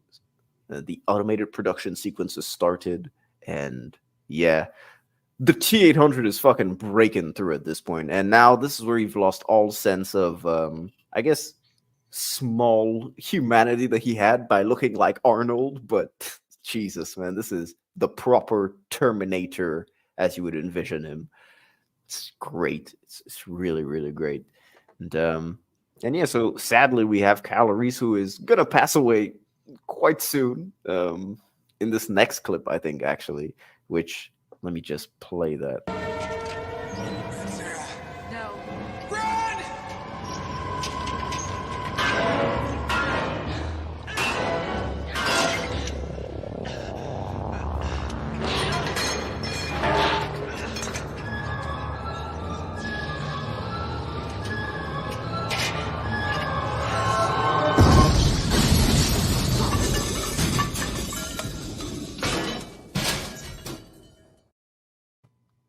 Yep. And What a that is Chad. how he dies, dude. Yeah. I feel like the explosion also hurt him a significant amount. Oh no, that's what killed him. The explosion killed him. That's what killed him. It probably like his heart probably exploded. I mean, he was within that. Like I said before, there's the 5, 10, 15 rule. He was within 5 feet. Or sorry, meters. Sorry, meters. Yeah. He was within 5 meters. He was dead. Dude, I was mean, literally granted, a it meter wasn't away. a hand grenade, but it was actually more volatile than that. It was a bigger explosion than a hand grenade. More, but the she was within the maiming range, which is what happened. Yeah. She gets a bit of shrapnel in her leg. And then this jump scare actually scared the fuck out of me. I'm not even gonna lie. I wasn't expecting it. It genuinely got me because the volume on my like I was watching it with headphones and it was really loud, and I was like, man, that was a cool explosion. Then this motherfucker just pops up, and I was like, Jesus Christ. I'll tell you one thing. I mean, as cool as the T-1000 is, there's something just like so menacing about the T-800. None of the other versions have ever matched this look. It just because it looks like death. It looks like a true like skeletal face of death. Oh yeah, it's really, really, really scary. It's got weight to it as well. You know what I mean? You can feel it when it's walking, when it's pursuing. What made the T-1000 terrifying in T2 was really Robert Patrick's performance. Like I think that's he's unnerving for sure. Yeah, but this is just a pure demon. That's what it is. It's just there, man, standing menacingly. Go ahead, Potosi. And you mentioned the jump scare. I like the the second fake out death. I always love it when someone calls out their own mispronunciations. You should hear some of my outtakes from my videos. Sometimes I put them in, but if I have a really good one, I'll put it in. Sometimes I thought you were going. I thought you were going Father Ted there with like, I can't believe the fucking thing they did with this. Yeah, that's what I meant. There you go. But yeah, the second fake out. I really like that because it's like, yes, it's finally dead. It cost Kyle Reese, but it's fine. Nope, still going. Nope. Mm-hmm. So Part there of what is makes actually it so like terrifying. There's a degree of irony. So the fact that she's human is the only reason why she's able to outpace him, is because she can grip the metal of the press, which allows her to crawl faster. And because he's metal, he doesn't have as much friction, so he crawls slower. I mean, he's missing an arm too, but he doesn't have any friction, so that's why every movement takes forever. So the fact that go ahead.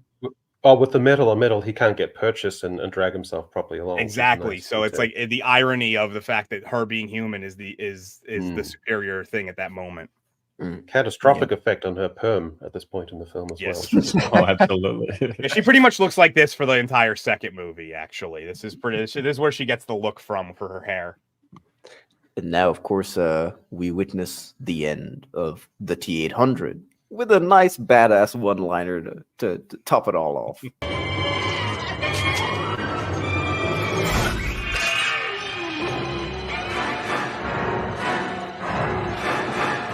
You're terminated, fucker.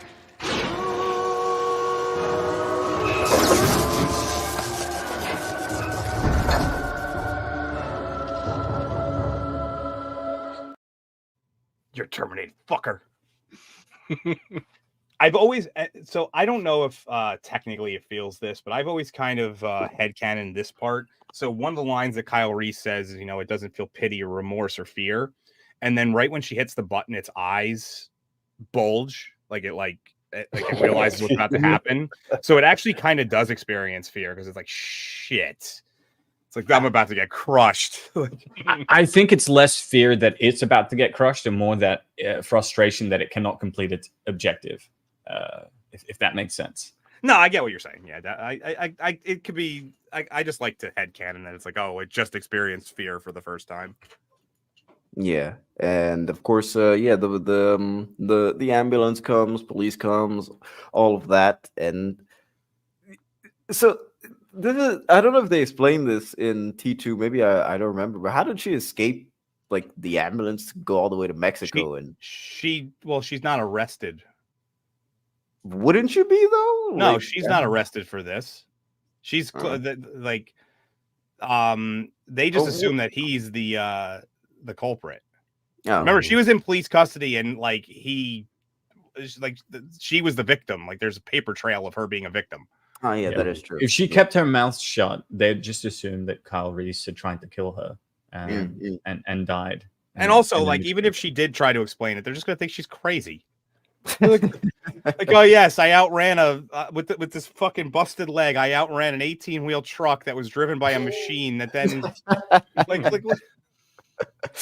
And Dark Hour, I guess you know a lot about the scene because you used it in your Why Ray Sucks video to explain the language. Oh yeah, well this is actually one of my favorite unsung scenes in the history of film. It's a good scene. The second movie, she's fluent in Spanish.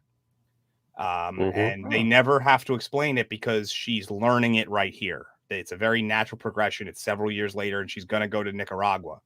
That's part of her plan, is to go south of the border.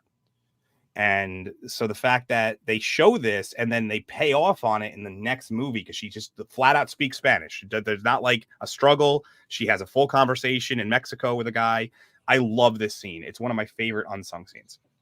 Yeah, and of course the kid is running a really good hustle for $5. He's like, "Hey man, if you don't pay me, my dad will beat me." Man, get the fuck out of here, kid. Like, I wouldn't give a shit. I'll say fuck off. Dude, come on. And of course, it's the origin of the picture that we saw that Kyle Reese had. And her and the doggo, which was right there. Look at the cute doggo, man. He looks really good. The photo is pivotal because it sort of indicates to us as the audience that the future is progressing exactly as it should. Yep. Yeah. So Which do is you why think that in I the future that Kyle was going to put this onanistically satisfying himself to this picture, not knowing that below the picture is the bulge of him as an emerging fetus? Because that's an interesting context. My God, yep. No, That's one. Okay, I don't know if I don't know if I want to go that far, but yeah, it is actually the fact that she's not showing like in the face very much and stuff, and it happens to be from the shoulders up, is actually a detail I never really thought about. But that's actually a really good point. Yeah, and so yeah, so she drives off into the matte painting, I guess. There is no chicken or egg paradox. Eggs have existed long before chickens existed, so there is no chicken or egg paradox. There were dinosaur eggs millions of years before the chicken was even around. And yeah, so these are the BTS images. The one on the left is the one I was talking to you about with the over the shoulder great. shot. Yeah, it's fantastic. So this So is that guy's actually the Terminator. He is. We could say that. Yeah, he is. So yeah, this is a little bit of the puppetry to show you guys the scales that they use. Like, man, these are some huge miniatures. I guess you couldn't even call them miniatures. That second, that one in the middle, I think, is from the second movie though, because they didn't use that gun in the first one at all. Which one? For the one at the top? The middle top. No. That's from the second movie because they didn't use that plasma rifle in the first one at all. They never showed that. Maybe they compiled it, but well, don't they show it at the beginning of the first one? Of the beginning of this one. No, the beginning of the second one. They never show that particular rifle in this. Beginning of the We don't see any T-800s in the beginning. We just see hunter killers in the future war. But in the beginning of the second one, we see the T-800s in the skeletal form. That's because we already know about them, so they don't need to hide them. My bad. No, it's fine. I mean, it's still a cool little shot. It's just. And yeah, so this is the next one. Look at Arnold, dude. Arnold had some fucking guns on him. Look at you can just see a tiny bit of his bicep popping out of the image, but Jesus Christ, dude. Man. And yeah, that's also from the second one, by the way. Hey. I'm sorry. That's also because that's when he reveals his arm to Miles Dyson. When he's at Miles, yeah. Well, here, this is from the first one. That's from the first one, definitely. The fact that he has 3 arms is impressive too. Yeah, this is the last one that I have, and yeah, just Arnold smiling. That is it. The Terminator is him. Yeah. And this retroactively became his favorite movie. Like I said, it's funny because at first he thought it was stupid. Probably because it made him the star he is. That's probably why he likes it in hindsight. Yeah, it did. Like Terminator is one of the big reasons why a lot of people know Arnold around the world. Like a lot of people know Commando and stuff like that. But me growing up in Africa, I'm telling you, a lot of people don't really know Commando. They don't really know Total Recall. But you say Terminator, they know exactly what movie you're fucking talking about. Yeah. So a lot, it changes a little bit with each person. But usually the big 3 most people say are Conan, Terminator, and Predator are the ones that's like the big 3 that really got his name. I always, for my own personal list, I take Conan out and put in Commando. But it can't kind of go either way with those. Most people say Conan because it was first. It was like his first proper, I'm starring in a movie role. Yeah, I see. So yeah, I did miss this super chat by Hostman, man. Apologies, dude. Hostman's Lounge for $4.99. Thank you, Hostman. Fun fact: legendary sci-fi writer Harlan Ellison sued James Cameron over this movie because it plagiarized an Outer Worlds episode he wrote. Yeah, we did. We actually talked about it just before you popped into the stream, man. There was a couple of things that were they had to do for that. But yeah, dude, thank for the super chat, Hostman. And yeah, I guess we should do our last round. Well, I took a couple of just start a couple of them here that I just a really brief conversation. Yeah, go ahead. The arm that reached out to Sarah is the arm from T2. Yeah, that's actually a deleted scene. That is Cyberdyne Systems that they're in, and the deleted scene is the only one I wish they would have left in because most of the deleted scenes sucked for the first movie. Like there's one where they're when they're on the run where Kyle pulls a gun on Sarah and it makes no sense. But it's like supposed to be him doing like an immediate reaction thing, but it was just stupid in the placement. But I wish they would have left in so like the factory manager or whatever finds the chip and is like hides it, and he's like, oh, don't tell anybody about this. It's like, so that I wish they would have left that, and it pans up and shows that Cyberdyne system. I wish they would have left that, only because it's the full cyclical plot. And then this one, who was the original father of John Connor? That you don't need to answer that question with T1 as its own movie, because if it's a perfectly a perfect circle, it never has to, it's never broken. That question only becomes relevant after the second movie, when you realize that things can be sort of altered. But yeah, hide that.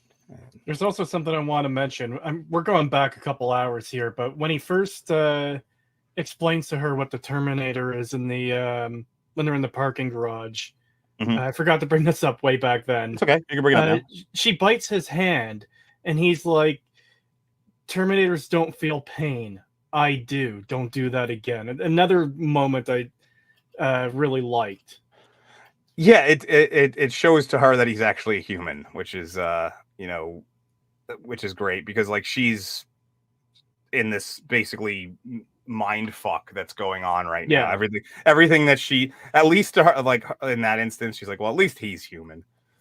I don't know what else going, but yeah, I guess I'll take over because Uninspired had to dip out for a second. I'll go in reverse order of what we went last time. I think Kratosis went last. So Kratosis, what is your final thoughts on the movie? I absolutely love this movie. It's hard for me to pick between T1 and T2. But every time I watch each of these movies, I have more respect for them than I did the previous time. They're some of the best movies ever made.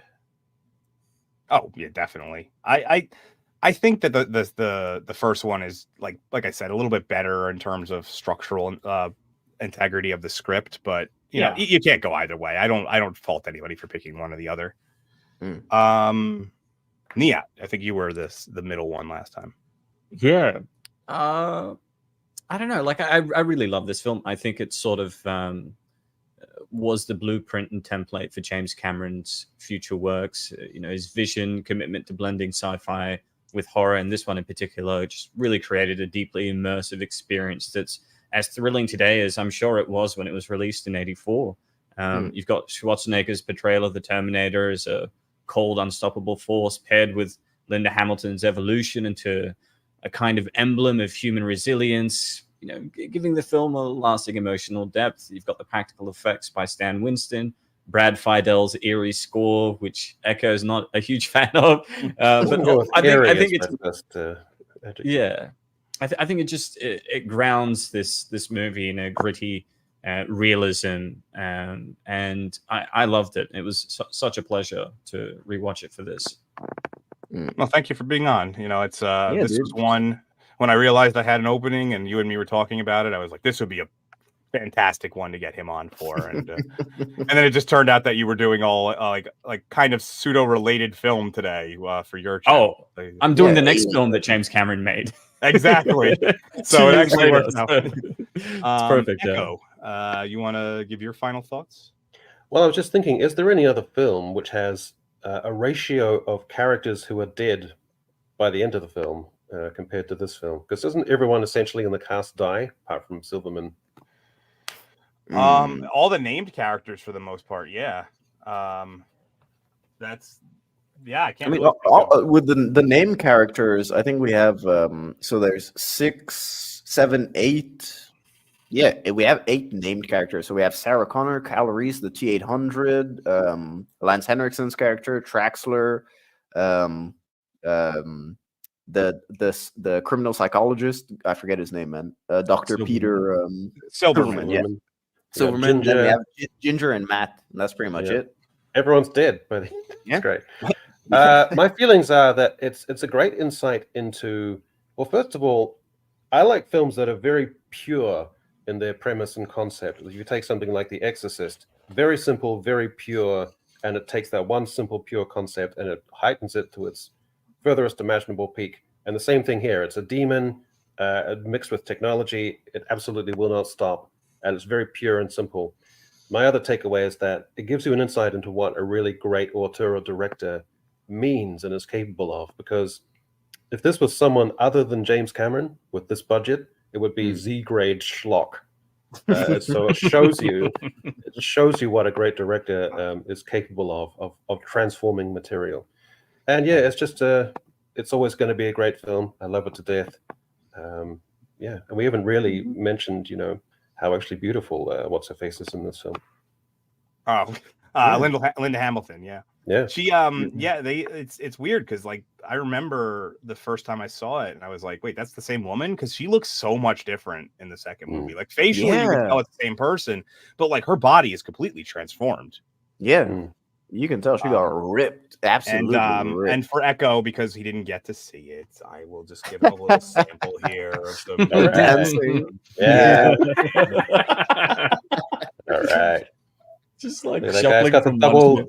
That guy had the double thumbs up, shifting from side to side. Love it. The only thing I always hated about the tech noir sequence is that it shows that he has the sight right on her head, and it's going in slow motion. But literally as soon as the sight is on her head, he should have pulled the trigger because he's a machine. It doesn't. There should be no downtime whatsoever. But there's like clearly a few seconds enough for Kyle to jump out and shoot him. Obviously, for the movie to happen, they needed to do that. But uninspired. I think it's your turn for the final thoughts. I mean, yeah, I'm gonna echo what everyone said over here. I just think that the Terminator, in retrospect, I should have watched it a lot more growing up, because it is as good, if not maybe better than T2. Now I think this is going to be an alien situation where honestly they're basically the same argument. It shifts depending on the mood. Like, and I'm a very horror person, so I think the Terminator is right up my alley. But I have such nostalgia for T2 that I appreciate it so much. I think that the Terminator is such a fantastic film, and not only is it a testament of great filmmaking, but man, it's just James Cameron was really a powerhouse, man. He was something else. Yeah, this started his real true ascent. He was basically untouchable for about 16 years after this, and then it's slowly he's still breaking records. He's still, I don't know. I have not met a single person who went to go see the second Avatar in theaters in my life. Ooh. And somehow that still broke the record. I don't know how. I don't understand. He's buying the tickets himself. I'm guaranteed. I almost believe that. But I think it's the amount of people that rewatched it in 3D, because there was a phenomenon that occurred with the first film where it was like a specific psychological illness where people were so depressed that they couldn't visit Pandora again. And so, yeah, I think that carried on into the second film. Yeah, I've never even watched the second Avatar. I had no interest in it at the time it came out. I don't think I was reviewing movies yet. So there's some that came out in that era. So I kind of didn't have to do them, which is great. But then there's things like this. Now, granted, I couldn't have possibly been doing what I'm doing now back then, but this. I wish they made things like this still. And even modern good stuff is not anywhere close to this. And it bothers me because it's there. You could do it. You could write things and do really cool things with technology and push the boundaries just like this did. But no one wants to anymore. And at least we still have them. They can't take it from us, hopefully. Just make sure you get physical media, everybody.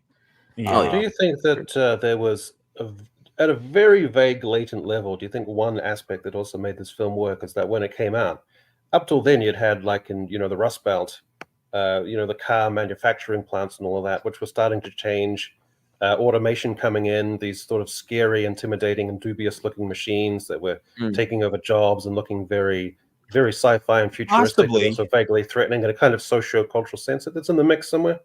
Yeah, I mean, I think what you're saying kind of echoes but the concept of like how Godzilla rose from the fear of the nuclear age and all that stuff. I think what you're saying from the automated manufacturing. Yeah, I can see that. I'm not sure. I mean, I wasn't alive yet, so I don't. But I wouldn't be shocked if there was a degree of that. Yeah. But yeah. So I think we've pretty much covered it. That was wait. Terminator. Oh, which means that, ladies and gentlemen, it is time to plug your shit. This is the segment of the show where you let the people know what you're doing, what you're gonna do, what you've already done, and where they can find you. Of course, all the links are already in the description. So, Nihat, thank you for coming on. And the poll. That's right. Yeah, I gotta read off the poll. I'll do that after the plug your shit segment. Nihat, thank you for coming on. And let for the having people me. know what you're gonna do next or what you've released recently. Absolutely.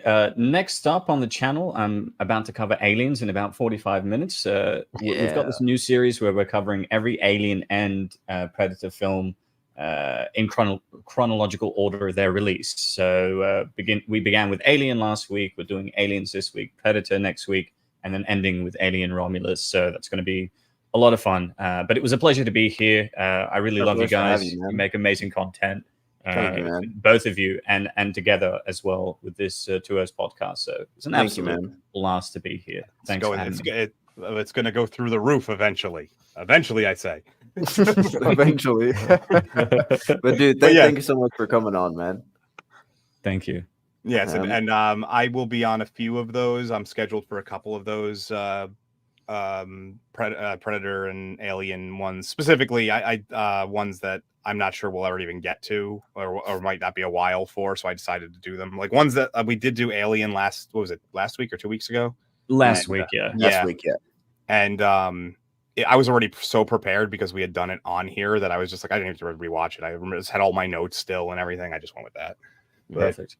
Yeah, but but yes, thank you for coming on. I guess we'll go with Cretosis. Yeah, we'll just go. What about you, man? My video I'm working on currently is stuck in copyright hell. It's a 7-hour video breaking down the Fallout show. Oof. And yeah, that's quite painful. Is that longer than like Mahler's longest video now? Did you just break the record? My own longest video is over 8 hours. Yeah, dude. Cretosis makes like some really, really long content, which is great, by the way, man. I love your stuff. I love watching long form gaming stuff. My favorite thing about long form videos like that is, well, since I don't commute to work anymore, but I used to use them as I'd be like, my week is set. I have my entire commute for this week with this video. Well, yeah, I listen to long videos and streams like EFAP and Friday Night Tights. I listen to them at work because I work 12-hour days. But anyways, yeah, that video I'm hoping to get out soon. It's been a nightmare working on. My videos have girth at least. Oh right, that's what I want to comment on. The longest, the 8-hour one is the longest single video. I have a video series on Fallout 4 that's split. That's the one I've watched. I've watched your Fallout 4 coverage. I really like that because the 4-part Fallout 4 videos are 14 hours total, and I haven't even covered the DLC yet. There's one more part to add. No, dude, yeah, I'm looking forward to it. I just really pray that you get out of copyright hell for the new one, because your content is great, dude. It's more likely to happen with a longer video. I mean, mine aren't nearly that long, but ever since I've started getting up to like the half-hour marker with my videos, I've noticed that the odds are a lot higher because if you reuse the same clips, they're like, oh, okay, you've used this one too many times now, and it's like.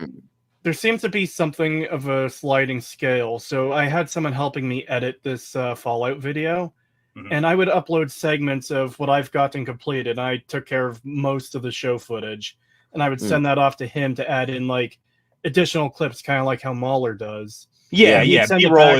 B-roll is really hard to do by yourself for a long video, so I'm not shocked that you do that system. Yeah, and these short segments, I rendered them by section of the video, and none of those got hit. But when I put them all together, it's getting hit repeatedly. I've had that happen before, where I do the same thing. I upload them in sections to check. That way, if I have to fix anything, I just do it right there. And and then I put them together. It's like a 28-minute long video, and it's like, oh, we hit you for 4 things. I was like, are you kidding me? Like, Yeah, it's annoying, man. It's very annoying.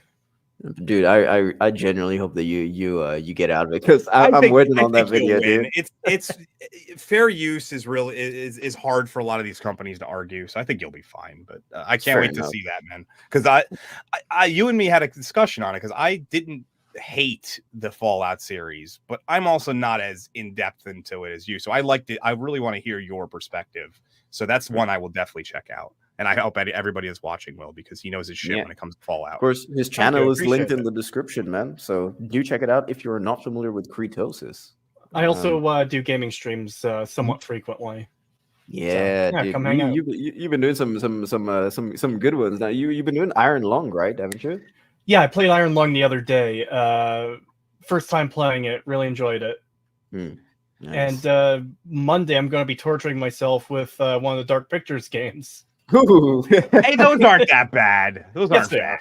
They're not. It depends on which one you choose. But it depends which one. Like, yeah. Well, anything except for Until Dawn is pretty much trash. So yeah. The Quarry wasn't. The Quarry was basically just Until Dawn if you put it inside of a camp. So I'll give the Quarry a pass, but the acting is utter garbage in the Quarry. Yeah, I mean, I don't really tune into video games for the acting quality. It's like, you know. Echo, what do you have coming up, buddy? I got a video coming up looking at the absolutely ridiculous gender disparity in fiction now, where women write 80% of the fiction and get about 80% of the awards, and are making fiction for liberal middle-class white women to be read by liberal middle-class white women in an industry utterly dominated by liberal middle-class white women, and how that's not cool. So I'm doing a video on that. I think I'm on BSUP. I'm buying the upcoming BSUP. Let me check. I mean, luckily for you, I happen to have the schedule for that, because I'm the one who books that shit. You are. Yes, you are. Okay, that's the 2020. That's 2 days from now. Yeah, that's 2 days. 29. Okay. Yeah, 29 for you, 28 for us. Okay, great. And the Echo Chamberlain live stream is coming up on its 1-year anniversary, which is super exciting. We've gotten a little slack in the last couple of months. Sort of, we used to be like in a tight 2-week schedule, but you know, life stuff happens. But yeah, so that should be fun. That's one of my, honestly, and I said this, I'm not sure if I said this live on the stream or just backstage. That's probably my favorite one to do. I've been on obviously a bunch of shows, Open Bar, and no giving shit to any other show, but I just love the games that you come up with, the fake song names, and like it's really fun to be on. Yeah, it is. I had a great time on there. I love the interactive stuff that you create for your guests. It's very unique. It has its own flair to it in a way that you don't really see on many shows, and I love that. Cool, thanks guys. Well, dude, it's our pleasure to have you on, man. Genuinely, for 2 hosts, especially to talk about Terminator, and hopefully Dark Hour schedules you to come back again sometime soon. Oh no, I'm never bringing him back. I haven't even really. Honestly, I haven't even really. I've been so headed like focused in on getting BSUP all scheduled out. I haven't even started on next year's. I've written the schedule, which is always in flux anyway, but I haven't started really booking people for next year. Yeah, but it's cool. Next year's next. Not for duos. Yeah, but the rest of this year is locked for so I haven't added really. If someone drops it out, I'll add somebody, but unless that happens. All right. Well, and today's MVP, of course, powered by StreamYard. Yeah. He was very quiet, unfortunately, but he did get shot at one point. Yeah, he did get shot. That's true. Dark Hour, what about you, man? Plug your shit to the technically people. It's my stream, so technically you have to go next. Oh. Yeah, I got my new video that's coming out very, very, very soon. I'll make a community post actually talking about it probably when I wake up tomorrow. So yeah, because it's kind of late now. Then after that, I have to community hop posts on you kind of have Nadia's to do early in stream. the day. Yeah, They don't because get any- after this, I have no to one hop on sees them. Nadia's stream. Then after that, I have to like do the dishes. So I'll probably be asleep at like 4 a.m. And I'm not gonna do a community post at 4 a.m. Dude, it's gonna be ramblings. So it would be like about midnight here, so like no one would even see it. yeah, so yeah, I'll drop a community post tomorrow just to inform you guys, and yeah, man, everything's looking good, and of course, 2 hosts as usual, and right after this, I'm on Nadia's stream ranking the horror movies of 2024. So yeah, and then that's pretty much it for me, man. Just wanted to say massive thanks to everyone in the chat who stayed till the end, man. You guys were here, consistent, so. Yeah, I was actually massive... surprised. We actually had a decent. I was not expecting a decent turnout because we were up against some pretty stiff competition over on EFAP today. So, I'm glad you guys chose to watch us. Our next one, since it's I guess me to go now.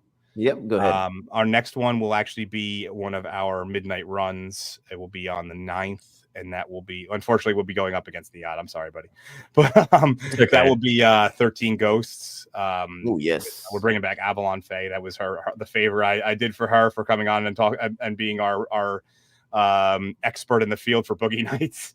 We got a couple of. I think we have World War Joe is going to be making his appearance. Oh, nice. Oh, we outlasted EFAB. We've done it. Yeah. We win. We did it, boys. Yes.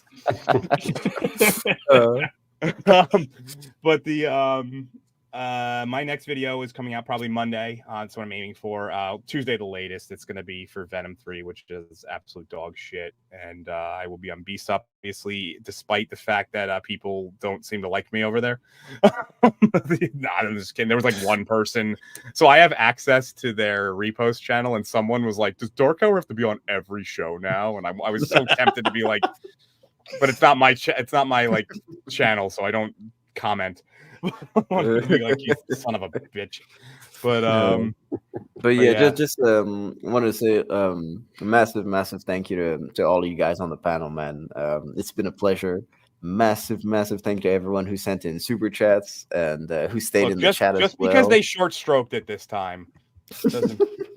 And yeah, Eraserhead, you just reminded me. Yeah, join the 2 Hosts Discord, man. It's linked in the description. It's the invites in the description. We're trying to grow our official Discord, so yeah, hop in.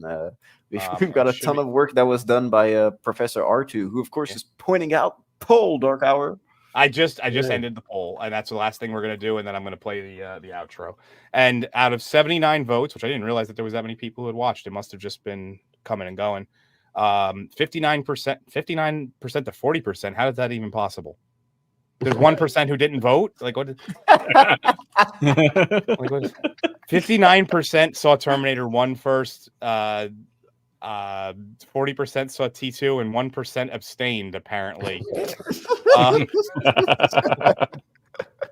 And from Films Comics Explained, who is definitely not Nia. Definitely a great show, boys. FDE, of course. I don't like that guy.